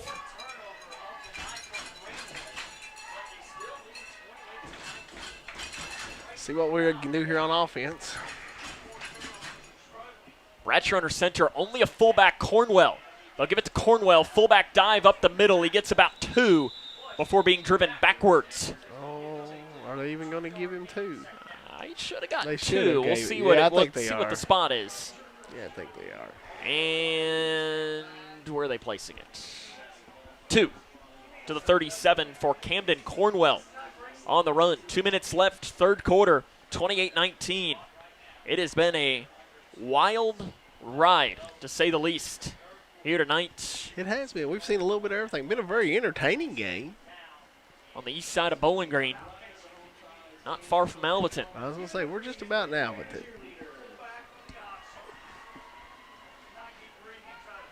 Trips near side 1, left side. Only the fullback, Cornwell, behind the senior quarterback, Bratcher.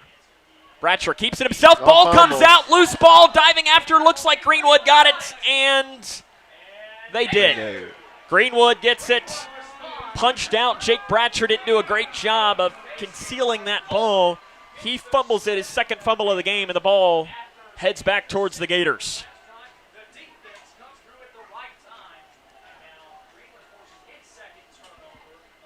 And that is not what you wanted a few, Grayson. That's a backbreaker.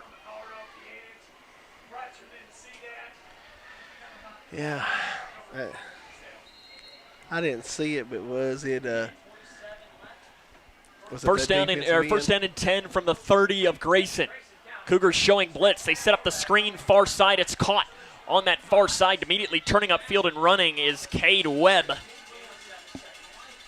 He'll carry it down across the 25-yard line on the catch.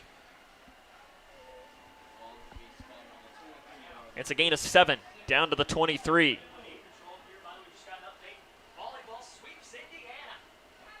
One minute remaining in the third quarter. 28-19. Cougars trail Greenwood. They had a big opportunity.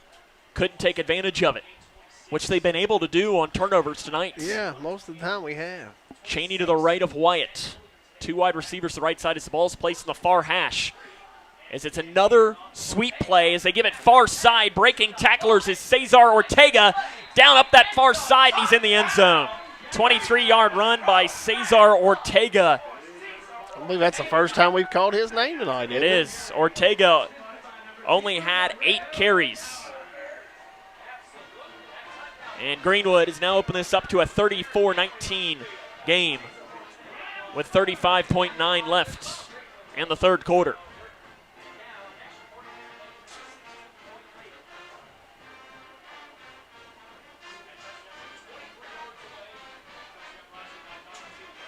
The kick coming from Graham Smothers. Grayson comes to block off the edge. It was read very well, but the kick is good. It's Tyner read it. He did. I thought he had a chance to block it. You got to wonder if he's been dealing with some sort of injury today. I wonder if it might have slowed him just a little bit as to why he didn't go and grab it. Greenwood now leads it 35-19 after the 23-yard touchdown run by Ortega.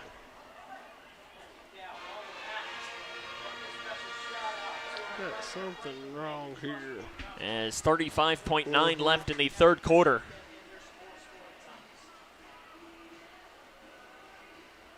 This Cougar team has been beaten and battered tonight, and seemingly, John, that's been the story of this season.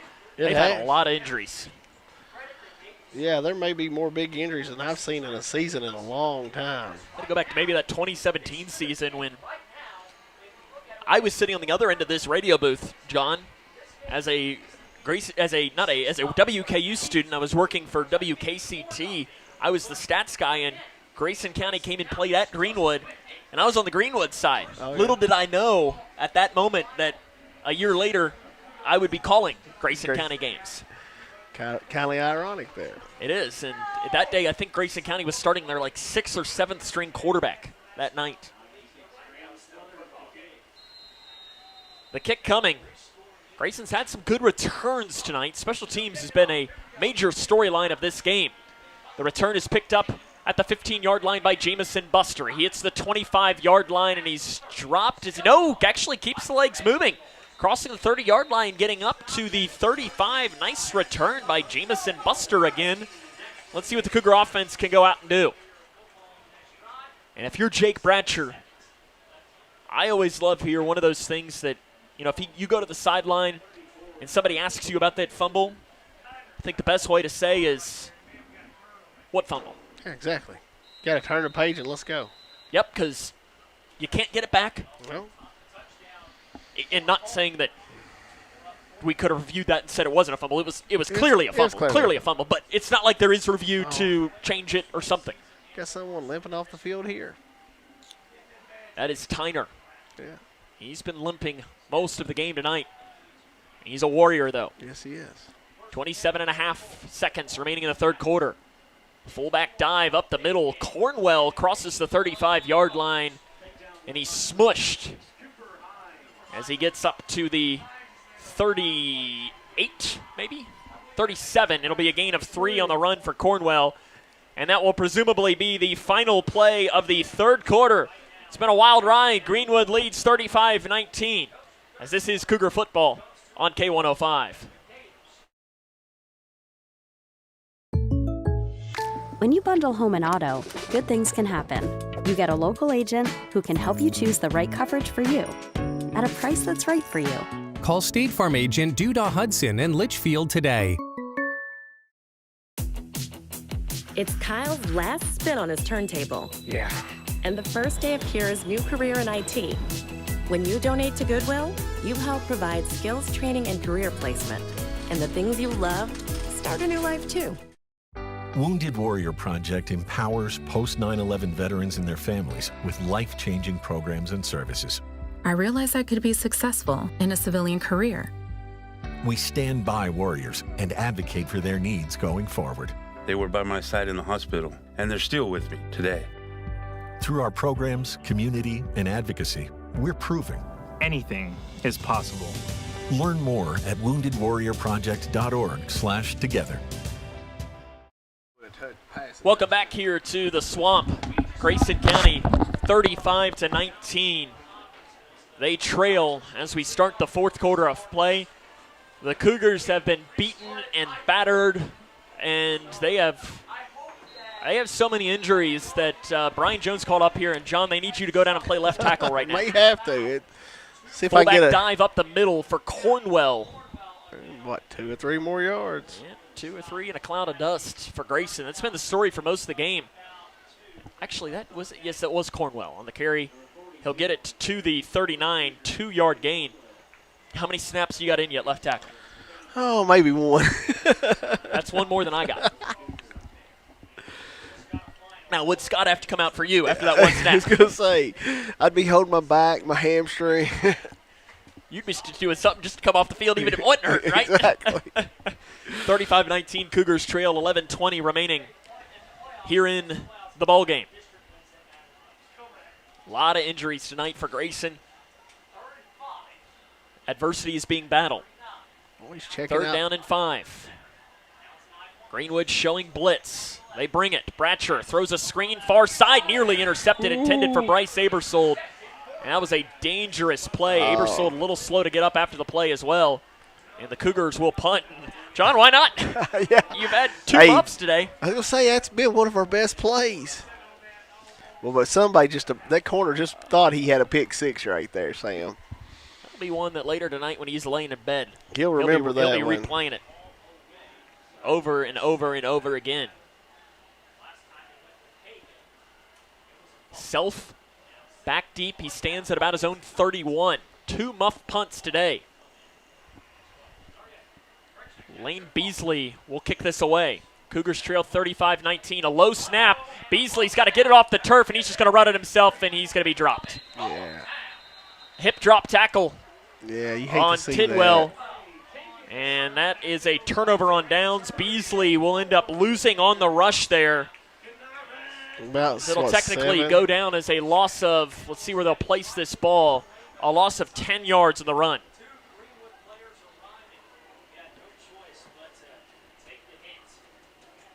Not a good snap, and Beasley probably did the right thing there. He did. He just ate it. But, man, I hate to see that. Placing the Grayson County 29-yard line. Bowling Green has defeated Barron County 42-7. That is a final score that just came through. We'll be in Glasgow next week, and that's going to be an offside called on the Cougars. They jump into the neutral zone.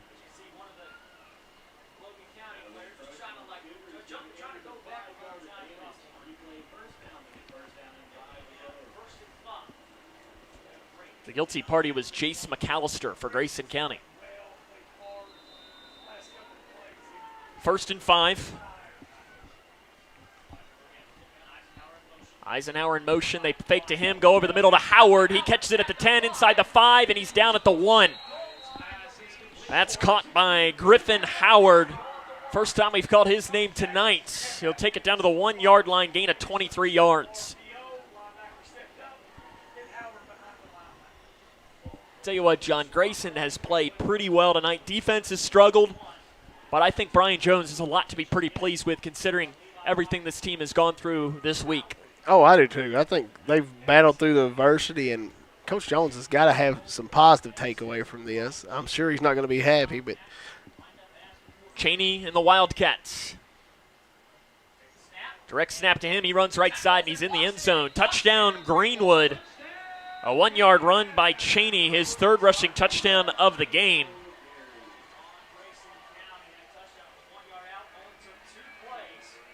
With 10:19 left in the game, Greenwood has now opened it up to 41-19.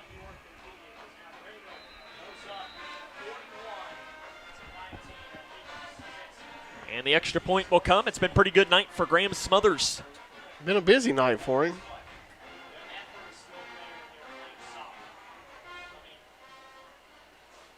The kick coming from Smothers. And Tyner jumps offside. He tried to read it this time, and this time he was well offside. And not that that really matters a whole lot. No. This would be if it was a closer game. Sometimes we'll see a team go for 2. You're up 41-19 with 10:19 to go. I don't think you need to go for 2 here. You're probably even going to, well, I would almost decline it. You don't want to change your kicker's rhythm. Tell you, Cheney, the kicker, I was going to get it there at some point. Smothers. He's been pretty good. It didn't look like it's bothered him at all. He'll get this away, and it's good. 42-19. 10:19 left in the ball game. Greenwood leads. This is Cougar football on K105. Oh, man. When you give blood, you give life. And when you give life, you change lives. Make a life-saving impact by donating blood with Western Kentucky Regional Blood Center, your hometown partner. As the sole supplier of blood products needed in Grayson County, your donation ensures a stable and adequate blood supply for you, your family, friends, and your neighbors.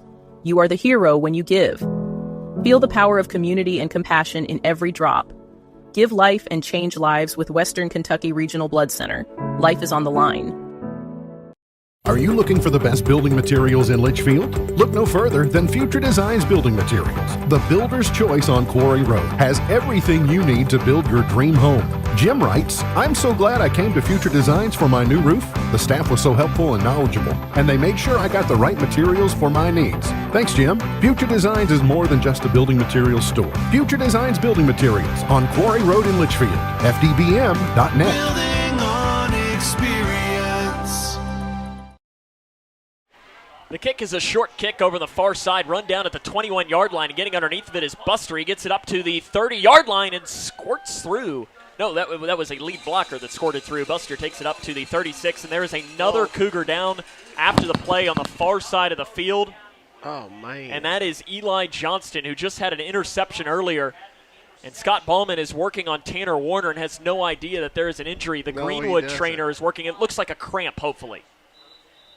And Scott is looking, and he has to turn and leave Tanner Warner tell you, Scott, I don't know if he's got an Apple Watch. I don't know what his step count is. It's going to be a bunch. It is going to be quite a bit. The ball on the return gets up to the 35-yard line. The injuries just continue to add up tonight for Grayson. Huge shout out there to the Greenwood trainer for helping out Scott there, and I think Scott's yelling at him saying, hey, thanks, I appreciate it. And he's getting up, running off the field. That's good. It looked to like see. a cramp for Eli Johnston. He had the interception a little bit earlier on in the game. Cougars have it from their own 35-yard line. It's probably we're going to need to start putting the ball in the air a little more. We're going to have to, yeah.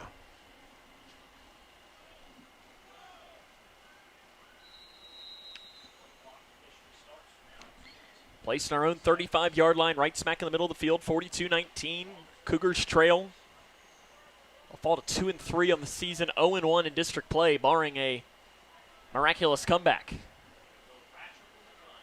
Bratcher will go in the shotgun formation. Ball placed on the near side of the field. Bratcher will pass, three-step drop, steps out of the pocket. He's got room to run if he wants to. He's going to take it up that far side. Took a long time to decide whether to run or not, and he pays the price for it. He took a heck of a up hit that far the side. Stuart Scott comes in on the tackle and drops Bratcher on the play after a gain of 1 yard. And that's probably one of those where Brian Jones is watching film with Bratcher next time is going to say, hey, if you're going to or if you're going to run, make that decision and run. Yeah. If you stutter too much, nothing good is going to happen. Yeah, there's one when you like see him probably just throw it away. You got a yard, he got a big hit. You probably like see him just when he got outside the pocket, just chuck it in the stands. Cornwell, the fullback, Buster, the deep back. Ball in the far hash now. Run for Buster. Breaks a tackle in the backfield and gets up to the 41-yard line. Nice little run for Jamison Buster. Yeah. Buster now averaging about 4.5 yards a carry after that one. Gets it up to the 41, gain of 5. As Buster has 7 carries for 29 yards, 4.1 yards a carry. I think he's going to, with the injuries tonight and the loss of Hanshaw, he's going to have to grow up fast. Like sophomore, he's going to have to grow up fast. And he seems like he's up for the task. Running the ball hard, has some good returns as well. We got a couple of candidates for the Hometown Hangout MVP. Yes, we do. As we'll have to discuss that during the fifth quarter show. Make sure you stay tuned in. We'll talk to Coach Jones as well in that. 8:25 remaining in the game and counting. Run for Buster. That time there was nothing there at all. He's dropped for a loss of 1 yard back to the 40-yard line. Wow. Somebody. As breaking through, that might have been, we've been calling his name all night, Coleman. Yeah. Drops him for a loss. I don't know how he's timing that snap count so well. Sometimes it looks a little early, but he's there. 4th down and 5 for Grayson, and why not keep the offense on the field? I mean, your defense has struggled tonight stopping Greenwood. Brian Jones is going to pull the team in, and he might just take a timeout here. He's going to take his last timeout. Take his last timeout, talk this over, and see what exactly to do. He's done some coaching over there, too. He's explaining exactly what he wants his team to do. I think he's talking to those linemen, close your gap down, and he's saying, slide down. What are you calling here on 4th down and 5? I've been looking over here. They're crowding the box, which they may not be here on 4th and 5. They may expect us to throw it, but there's been a little quick slant to Shane Hall open. It looked like several times tonight. That's what I'd call here. Try to hit a little quick hitter. We saw a lot of the RPO game early this season in the scrimmages. Yes, we haven't seen it as much recently. Not in the regular season, but hey, I think we were up at Bullitt Central and we ran it like 8 or 10 times in a row and looked good. Matthew McAllister enters the game, extra receiver. Actually, McAllister is snapping. They're going to punt. Yeah, I was going to say, is he playing on the line? But, yeah, he's our long snapper. And now going back to return this punt is Alex Hagan. Awesome, yeah. And an extra sub comes in here for Grayson late. Trotting onto the field was Jordan Hudspeth. This time a better snap from McAllister. Another sky-high punt for Lane Beasley. It's a lot of hang the time. hang time was unbelievable, and it's down at the 39-yard line.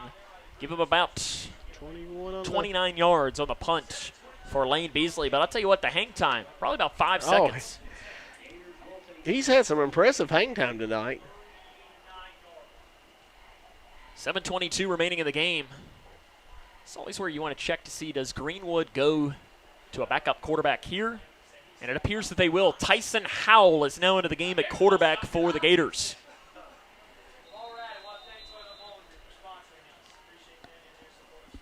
So we do got a backup in. Tyson Howell is the backup quarterback. They're going to throw a screen near side, caught by Eisenhower at the 35-yard line. He breaks a tackle at the 45 and up near the first down marker.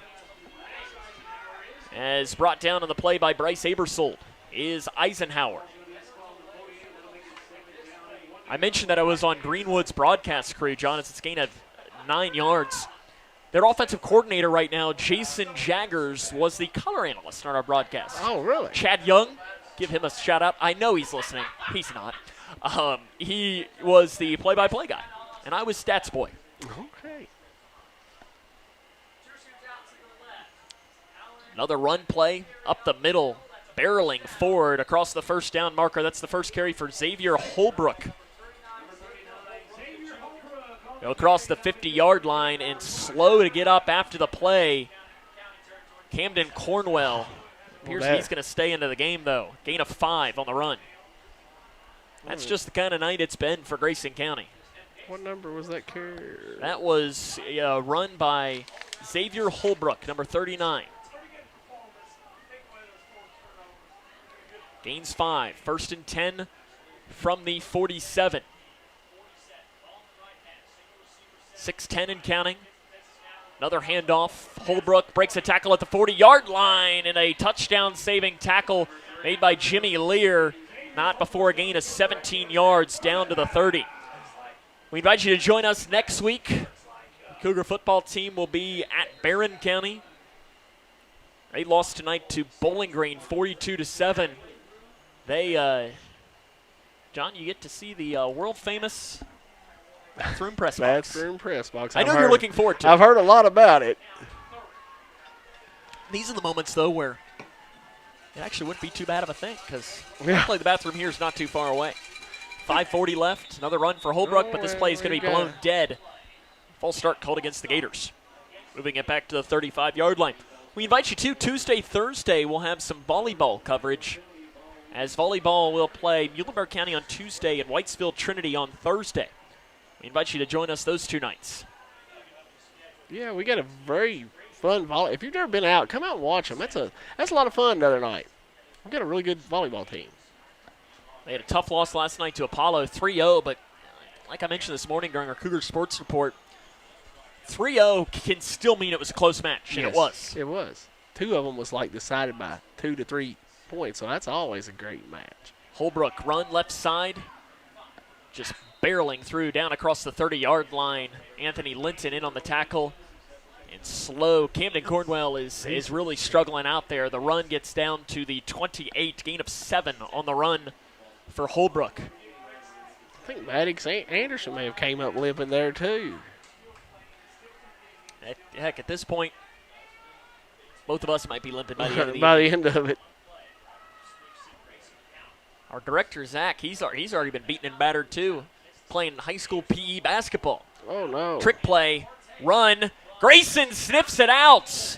Ortega got it. They ran that little triple reverse, but it's an inside triple reverse, and the Cougar that made the play was Camden Cornwell. Yes, it was. No gain on the run. I'll tell you, Camden Cornwell's played a great game tonight. He running the ball. He's leading the team in tackles. I'm not sure you can ask more. And here he is playing his heart out here. Hart County's defeated Edmondson 22-14. Close game. Paducah Tillman 35-14 final over Franklin Simpson. Tillman bounces back after a loss to Madisonville last week. It's a pass play looking end zone, and it is broken up. Tyner. Nice play made by Caden Tyner on the far side. And Tyner is now hurt after the play. Another injury.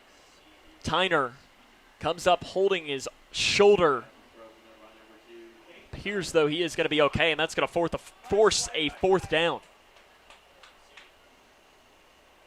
And what does Greenwood do here? 4th and 8 from your own 28. I mean, you'd be looking at a 45-yard field goal. You know, hey, might be a perfect time to try it. You never know when you're going to need it this season. My assumption is they'll keep the offense on the field with 3:55 to go. Greenwood leading 42-19. I think you've seen some good things tonight if you're Grayson. Some things to build on for sure. The quarterback, Howell, is in the shotgun formation. They call Eisenhower in motion, and William Howard wants the timeout. We'll take it with him. 3:55 to go. Cougars trail. It's Cougar football at K105. When you bundle home and auto, good things can happen. You get a local agent who can help you choose the right coverage for you at a price that's right for you. Call State Farm agent Duda Hudson in Litchfield today. It's Kyle's last spin on his turntable. Yeah. And the first day of Kira's new career in IT. When you donate to Goodwill, you help provide skills training and career placement. And the things you loved start a new life too.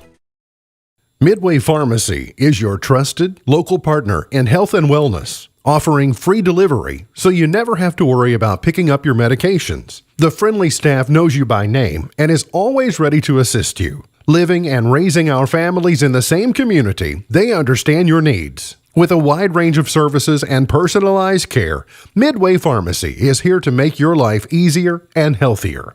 Visit or call any countywide location today of Midway Pharmacy.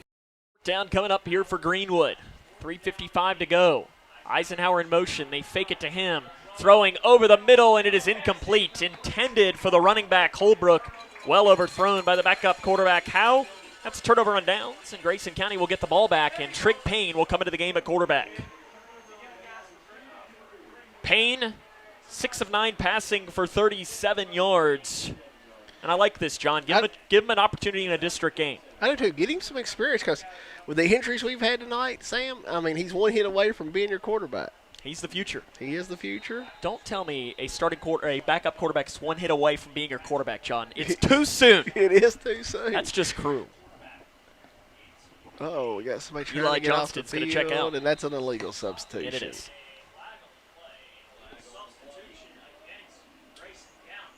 That's one of the downsides when you got the younger guys out there.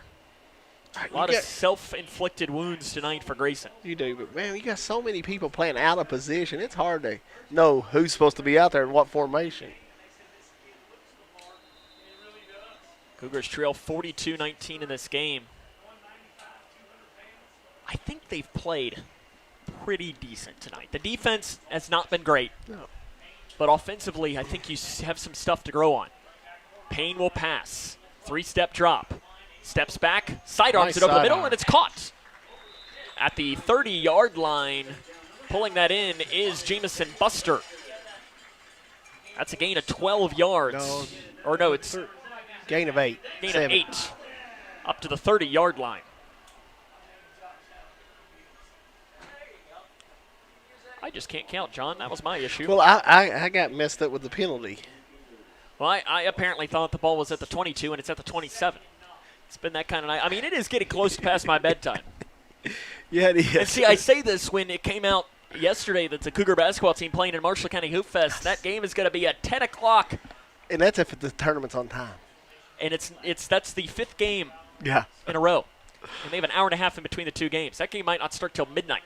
Exactly. Payne to pass. Steps up in the pocket. He's going to run it himself up the middle. Dives across the 35 near the first down marker. Going to be a couple of yards short. I love that trick. I do too. You know what? About 6-7 yards on that carry. I 6 like to the it. 36. Payne's the future of this program. We've talked about it, John. You know, tools-wise, he might be the most toolsy quarterback Grayson County is. You know, in ever my had. lifetime, yeah. He looks the type. And, you know, from what I hear in the JV games, he really looks the type. I had somebody describe him as it's like watching Cam Newton during JV games. Coach Kevin Embry told me that. He said that's what it's like. Bad snap. Payne picks it off the turf. Play ball fake, and he's going to run it himself, and he's got the first down, diving across the 40-yard line. That right there 6 yards on that. That is one of the best plays I've seen Trig make. He gained 6. Yeah, I mean, that looked like a veteran move, Sam. 42-19, 2 minutes left. These could be very valuable minutes for us down the road. And I love what I just saw from Jake Bratcher, too. Trigg on that, he had his shoulder pad grabbed, so his shoulder part was hanging up. Jake goes up and fixes it for him as Trigg is getting the play. That's a leader right there from Jake. That is a leader by Jake. And Jake right now is right next to Brian Jones, making sure he hears the entire play call. Yeah. Trips left side, one right side. Payne in the gun. Running back to his right. Payne to pass. Steps up in the pocket. He's going to run it again. Goes right up the middle. Dives up to the 50. Oh, he's down. He's down. But he's down. Gain of 8 yards. He's down, clearly down. Recovered by Greenwood. Doesn't matter. It's a gain of 8 yards, though, with 1:25 to go. He does scare me there, though. If you watch how loose he carries that ball out away from his body, it does scare me. Good lesson to learn. Yes, it was. I mean, I'm glad he was down there, but that is a good lesson. 1:10 left in the game. You know, it'd be big for us to lead us to the end zone. We got there. Trigg put up to 18 yards running, I think. Yeah. Or that's more 20. Yeah, 20 yards. 20 yards in a cloud of dust. Second and short. Oh. Kept. Tossing it out near side. Caught by Buster near sideline, and he's smushed as he crosses the 40-yard line. I like the little RPO there. They fake the handoff to Cornwell. Payne keeps it, acts like he's going to run, rolls out near side, dumps it off. 13-yard gain there by Jameson. Gains 11. 11, okay. Down to the 39. My math ain't good today. It's okay, John. It's getting past our bedtime. Yes, it is. Gain of 11, under 30 seconds and counting. Cougars trail 42-19. They'll fall to 2-3. But I think you've seen some good things tonight. Yeah. I'd really like to see Trigg just throw one to the end zone here in the last play of the game. Maybe you do. You got Trips right side. 4-man rush for Greenwood.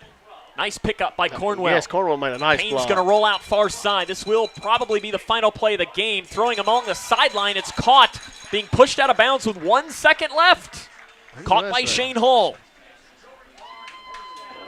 Gets it down to the 27, gain of 12 yards.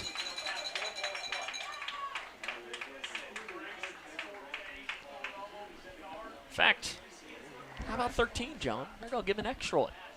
Shane Hall pulls that in. Trigg Payne looking really good.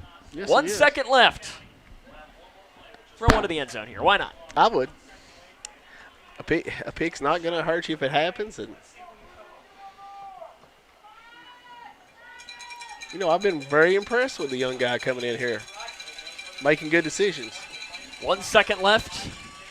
2 on each side. Ball placed in the Greenwood 27-yard line. 42-19. This game's over, but Cougars will run one more play.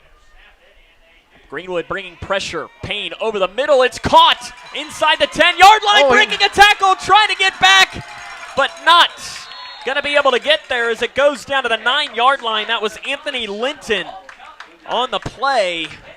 Down to the 9. That's a gain of 18 on the final play, and that is our final score. Grayson County falls tonight by the final score of 42-19. We'll come back, have more after this. It's Cougar football on K105. Emma, did you hear? Todd's in the hospital. Who's Todd? He got a collapsed lung from vaping. He thought it was cool. Not cool. Promise you won't vape, Emma. It can lead to a lifelong addiction, and we can't be friends if your lungs collapse. Bogus. Wacky sitcom teens aren't the best people to talk to your kid about vaping. Hey, you got a minute? You are. Start the conversation with your child about vaping today. Food isn't just fuel to live, it's fuel to grow. My family relied on public assistance to help provide meals for us. These meals fueled my involvement in theater and the arts as a child, which fostered my love for acting. The Feeding America network of food banks helps millions of people put food on the table.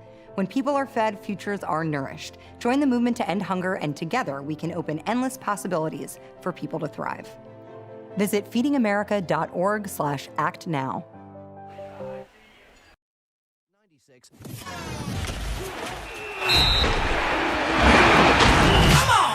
Cougar football on K105.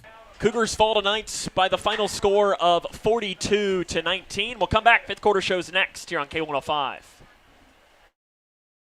Smith Overhead Door isn't just about opening and closing. We're about safety, security, and style for your home or business. As a future designs company, we're lifting expectations across Grayson and surrounding counties with top brands like CHI and Chamberlain. Hey there, I'm Kevin Brooks with Smith Overhead Door. Whether it's a sturdy LiftMaster for your garage or a sleek Clopay door for your shop, we install and service with a commitment to reliability. Smith Overhead Door, we're opening up possibilities. Secure your entrance at sohd.info. Wounded Warrior Project empowers post 9/11 veterans and their families with life-changing programs and services. I realized I could be successful in a civilian career. We stand by warriors and advocate for their needs going forward. They were by my side in the hospital, and they're still with me today. Through our programs, community, and advocacy, we're proving Anything is possible. Learn more at woundedwarriorproject.org/together. Struggling with mortgage debt from COVID? Team Kentucky can help. If you restructured your home loan and deferred payments to the end of your mortgage, you may qualify for up to $60,000 in assistance to pay off that debt. Help is also available for other COVID-related hardships if you meet income guidelines. Apply today at www.protectmykyhome.org. This ad is sponsored by Kentucky Housing Corporation, the Kentucky Broadcasters Association, and this station. Are you looking for the best building materials in Litchfield? Look no further than Future Designs Building Materials. The builder's choice on Quarry Road has everything you need to build your dream home. Jim writes, "I'm so glad I came to Future Designs for my new roof. The staff was so helpful and knowledgeable, and they made sure I got the right materials for my needs. Thanks, Jim." Future Designs is more than just a building materials store. Future Designs Building Materials on Quarry Road in Litchfield. FDBM.net. Building on experience.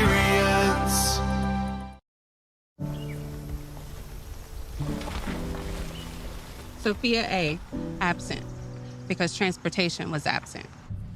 Maria J., absent, because child care for siblings was absent. Julio M., absent, because housing was absent. Cole W. Darren L. Olivia H. Absent. Absent. Absent. Absent. When communities and schools is present, 99% of our students are present and ready to learn. Paying for your student's college can feel overwhelming. Scholarships and grants help, but they might not cover everything. That's where the Kentucky Advantage Parent Loan comes in. With competitive low interest rates and no application, late, or other fees, the Kentucky Advantage Parent Loan offers a smooth and affordable solution. Owned and managed by a state-based nonprofit lender, we're committed to helping families like yours. Apply today and take the next step in supporting their dreams. Visit KentuckyAdvantageLoan.com or call 800-988-6333 to learn more. Midway Pharmacy is your trusted local partner in health and wellness, offering free delivery so you never have to worry about picking up your medications. The friendly staff knows you by name and is always ready to assist you. Living and raising our families in the same community, they understand your needs. With a wide range of services and personalized care, Midway Pharmacy is here to make your life easier and healthier. Visit or call any countywide location today of Midway Pharmacy. Dear Coach, they don't teach you that inner strength is the most important kind of strong, but you taught me that. They don't teach you how to build confidence in yourself or how to deal with all the pressures all at once, but you taught me that. First tee was more than golf. It's where I discovered what I'm capable of. You didn't just prepare me for 18 holes. You were preparing me for every day of my life. Learn more at firsttee.org. Back here to the Swamp, where Greenwood has defeated Grayson County tonight by the final score of 42-19. Sam and John join you here in the broadcast booth, back live in here. And John, you know, this game for Grayson County tonight, you look at the scoreboard, you see 42-19. But the most important thing, my takeaway tonight is that this team did not quit. No, and they could have. They had every reason to. The injuries, it's been a week. You know, you lose one of your best players. Ethan Mudd gets hurt early in the game. And I'm sure Brian Jones is frustrated more at just the fact that everything is happening. Oh, yeah. But he's got to be really proud of these guys. Oh, he has to be. With the effort and heart they came out here and played with tonight, I mean, as a coach, it's got to make you proud. Sometimes you just can't help injuries and adversity, and when they fought through it, and Really, the game wasn't as lopsided as the scoreboard, I don't think. No, and as they always say, football, it's a cruel game sometimes. It is. It is a very cruel game, and that's just sometimes how the cookie crumbles. Coach Jones right now might be making his way up. If he's going to turn, he's talking to more important people right now. He's talking to his wife, and that might be his dad down there as well.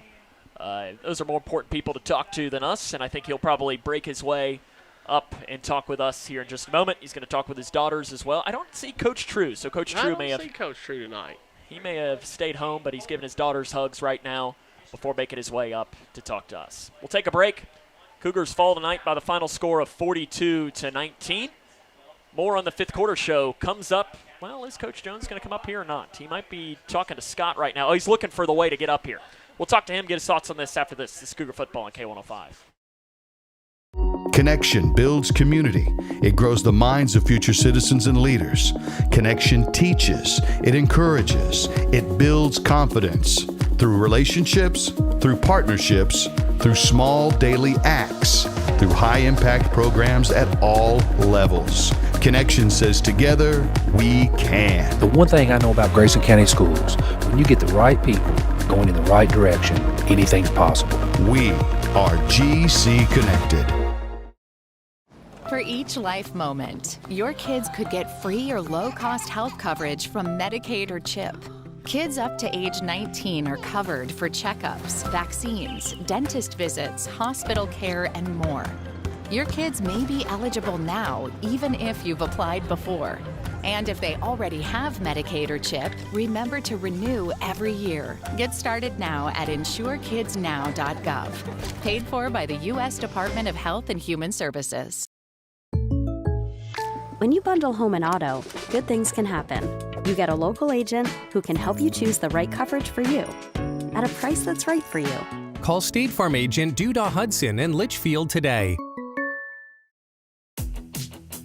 It's Kyle's last spin on his turntable. Yeah. And the first day of Kira's new career in IT. When you donate to Goodwill, you help provide skills training and career placement. And the things you loved start a new life too. Are you looking for the best building materials in Litchfield? Look no further than Future Designs Building Materials. The builder's choice on Quarry Road has everything you need to build your dream home.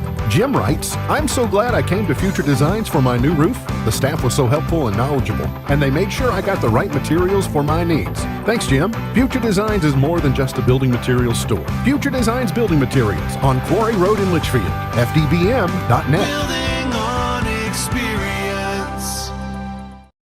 Welcome back here to Greenwood, where Grayson County falls to the Gators by the final tally of 42-19. Sam and John now joined by Coach Jones. And Coach, 42-19, I feel like this game was a little bit closer than that. And I'm sure in a lot of ways, you got to be probably pretty proud because these guys did not quit tonight at all, your guys at all. Yeah, no, I think that's kind of what we talked about there at the end is I think there's a lot of things to build upon. I mean, this was as gritty as I've seen our guys. And so that it was noticeable, I think, when we got the first fumble recovery. We went 3 and out. They get the ball, and maybe their very first play. I can't remember if it was first or second play. But we recover the fumble. Ethan Mudd picks it up, scoops it, takes it, 15, 20 yards. And it was like all of a sudden a spark was lit. And, we talked about this week, I think sometimes just my experience being here earlier under Coach Smart when we were in this district, sometimes we can make this trip down to Warren County and we don't really give ourselves a chance. And I think when we made that fumble recover and he picked it up and, scampered down the field a little bit, I think that was the first time. And thankfully it was very early. We're like, okay, we can play. And, and there was a lot of plays that were made in that game on our behalf that, frankly, in the first 4 games we haven't been making. I think the way we ran and ate up, I don't know how long our drives were, but they seemed like they lasted forever. And in the first half, and I told the guys, I said, this is the kind of game they do not want to play. They do not want to play this style of game where we go 8, 10, 15 plays, eat up clock, and it ends in a touchdown,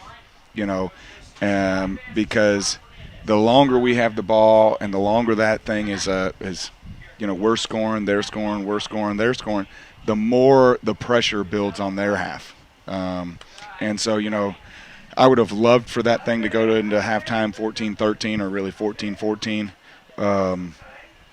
because I think, it would have just probably put a little bit more pressure on them to come out of halftime and score. But, they came out and just the way it all timed out, they come out of halftime and go up 2 scores. Instead of it scoring and making it 21-14, stop right there before halftime I think would have been huge. But again, I think just some really, really nice things. I think Jake grew tremendously tonight as a quarterback, as a leader. As good as throws I've seen in 10 or 15 years. That's an NFL throw. Yeah, I mean, he had a window about the size of the football, and he threw an absolute rifle into Shane's chest, and it was a great catch by him. But just a very impressive play. He ran our option tonight. And I'll be honest, I don't think that it's something that he's just in love with, when it's a pull read, but I thought his reads were really, really good tonight. I think at times he was gutsy and kind of lowered his shoulder and got what he could get. And there was one time going that direction, maybe in the first half, that he picked up 5 yards off of kind of like a little fake pitch. And, I know he got hit hard, and that's not the part of the game that he's in love with, but it gave us a fresh set of downs, and it was exactly what we needed. And he was willing to sacrifice for his teammates to do that. And, and that was the part that I think was impressive for me to see. And then the other thing, that where I think he grew tremendously tonight was there was one quarterback-fullback exchange that we had, and it was one of the, the fumbles we had. And he's like, I'm trying to pull it, this, that, and the other. And we talked for a second, and I walked off, and I came back about 2 or 3 minutes later, and I said, listen, I said, as a quarterback, I said, every exchange like that is your fault. I said, every snap that doesn't end up in your hands is your fault. I said, every tip pass that ends up in an interception is your fault. I said, it has to be that way. It comes with the position. It comes with the territory. Your job is to come over the sideline and say, that's on me. It was a bad throw. It was on me. I dropped the ball. It's on me. I fumbled the snap. I said, because you want those other 10 guys to die for you. And when they hear you take the blame for something that they know might have been their fault, they're like, God, this guy's in. He's all in for me, and I'm gonna go the extra mile for him. And I think he got it. I mean, I really do. That's hard. And yes, and he has just been a phenomenal leader this year. I'll be honest with you. His maturity is tripled, and I thought he played a very gutsy game along with Tanner Warner.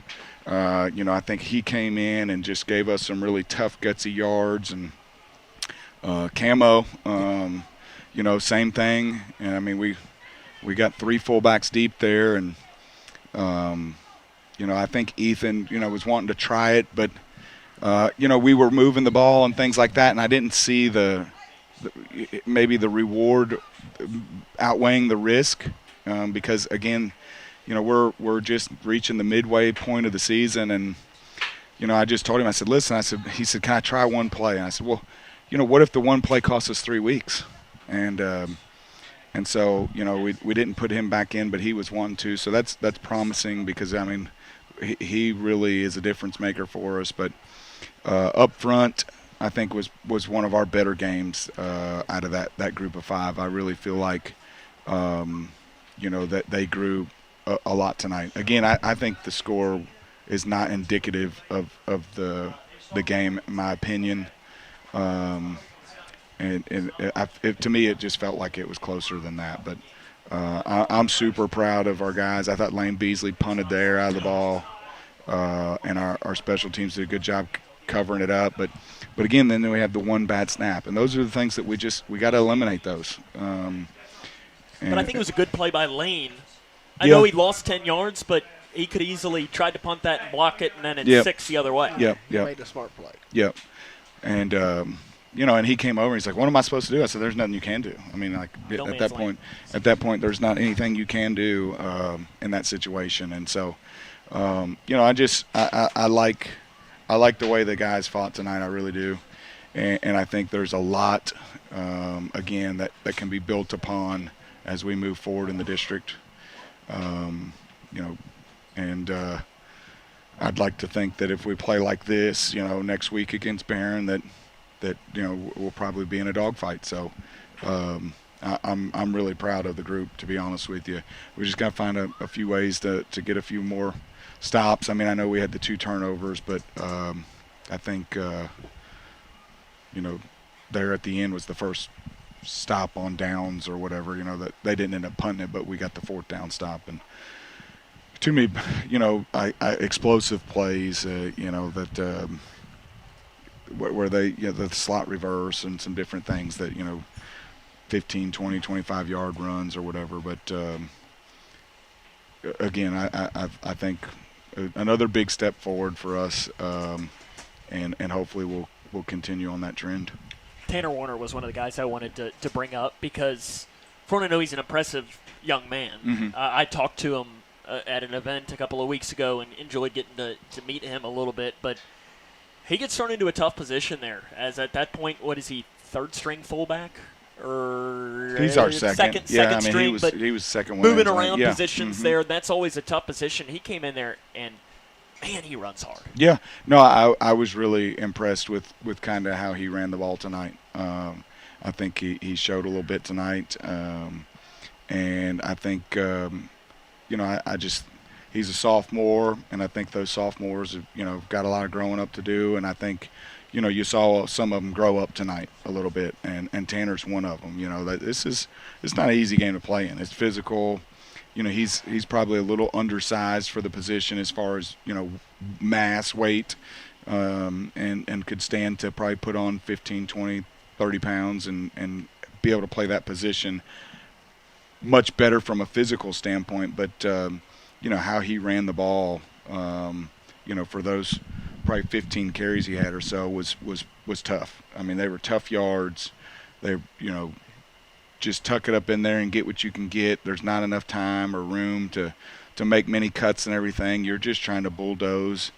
And for us, 3.5 yards in a cloud of dust, and we moved the chains, and that's kind of, was a lot of what we were doing tonight. And, again, I'm proud of how they did that. I thought they were some pretty impressive drives, that resulted in touchdowns. So, obviously, we're still on the short side of it, but if we can string some more of those together, we got a chance to give some people some fits.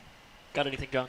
Well, I was just going to say, I thought some of your young guys did step up tonight, Mm-hmm. and I thought they showed some leadership and some heart out there, and got put in some tough positions. I saw a couple times they may have been subbing late and stuff, but you got guys playing out of rotation, out of position. It does make it hard, but I thought Tanner Warner, mm-hmm. I thought Jamison Bluster played really well tonight. Eli Johnston had a pick. Eli Johnston, and I thought Camden Cornwell, man, on defense. Mm-hmm. He seemed to be everywhere. Yeah. That sophomore group has got a chance to be really, really talented. Anthony Linton. Trigg Payne. Anthony Linton has the catch late, and because Emud gets hurt, he's playing a lot of linebacker, and they're Ebersold made a great catch on the sideline. Yep, and moved the chains, by fighting for extra yards, So that group is very talented. I think they're tough. They're kind of blue collar guys that put their hard hat on and go to work, and they're green, obviously, and this is jumping in the deep end of 5A football, in this district, in my opinion. And District 1 is tough too. And no, I mean, there's times and there's the glimpses you see that, and you'll go, man, this kid's going to be pretty doggone good, if he just keeps progressing and learning. And that's the thing, is they're going to make mistakes. We know they're going to make mistakes. And if they'll work at, correcting the errors as they make them, that's how you get better. I mean, you don't get better without making mistakes. And so the mistakes are going to happen, and if they'll continue to try to improve, they've got a chance to be really, really good. I mean, they've got some nice pieces to the puzzle for sure. And I'll be honest, I love that group. That's Bree's class that she's in, so she's went to school with a lot of these kids for a long time, and so I've had the opportunity to hear stories about them and everything. And they're just great kids all around. I told Tanner this the other day. Me and him were having a conversation. I said, you guys are kind of, I guess, maybe unfortunate in a way. I said, because you're in the same grade as my daughter. I said, so she comes home and she talks about school. I said, but what you guys don't know is how well she talks about you all. Yeah.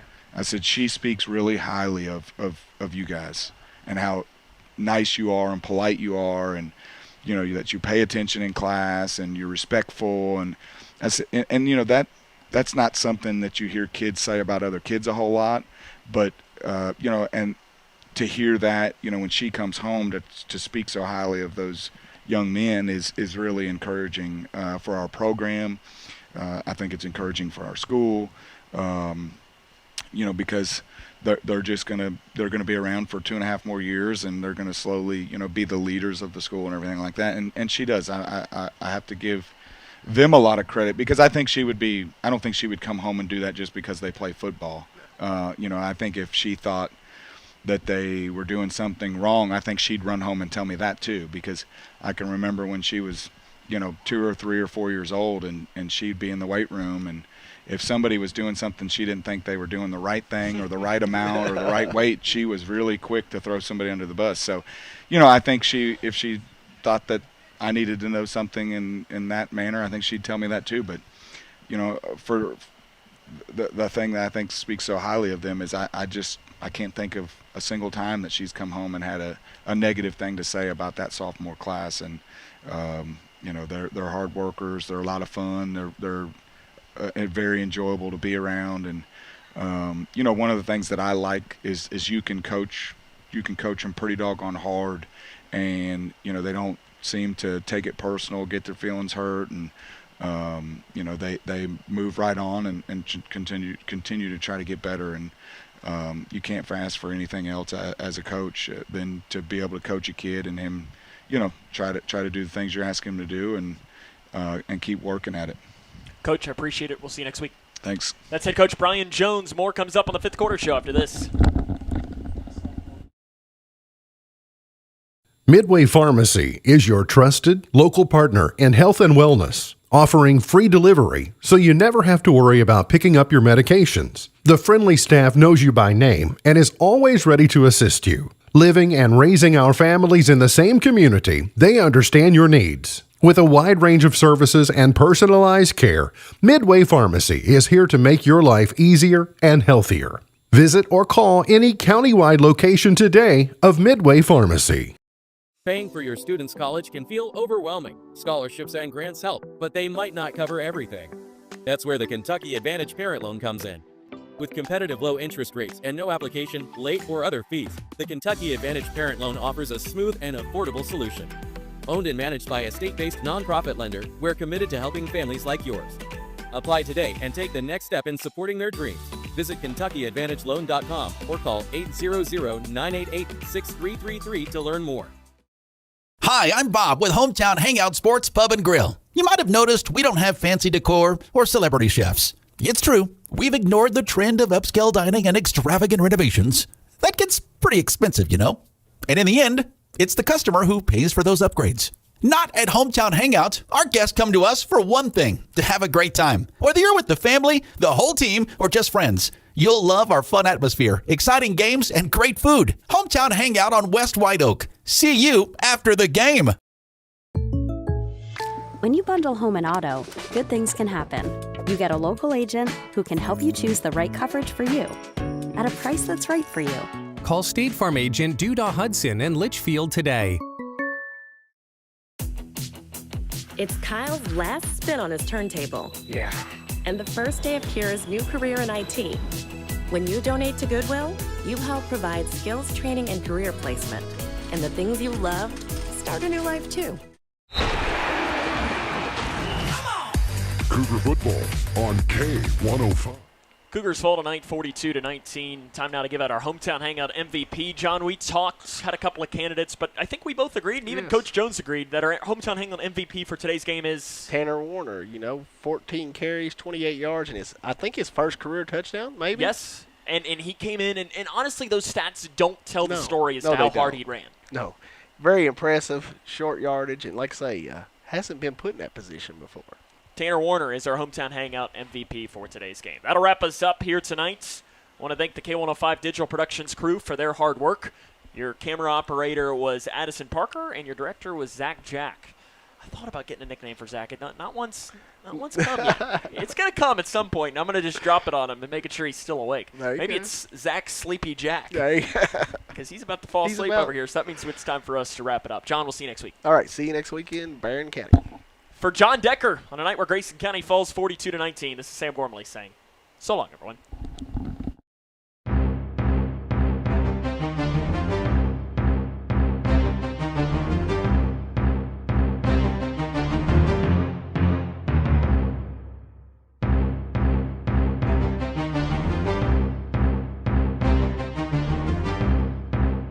This is Grayson County Cougar football on K105. Tonight's Cougar football contest is sponsored by Future Designs Building Materials, Midway Pharmacy, Owensboro Health Twin Lakes Medical Center, Scotty's Contracting, and Stone, Western Kentucky Regional Blood Center, Your Global Getaway, and by Grayson County Schools.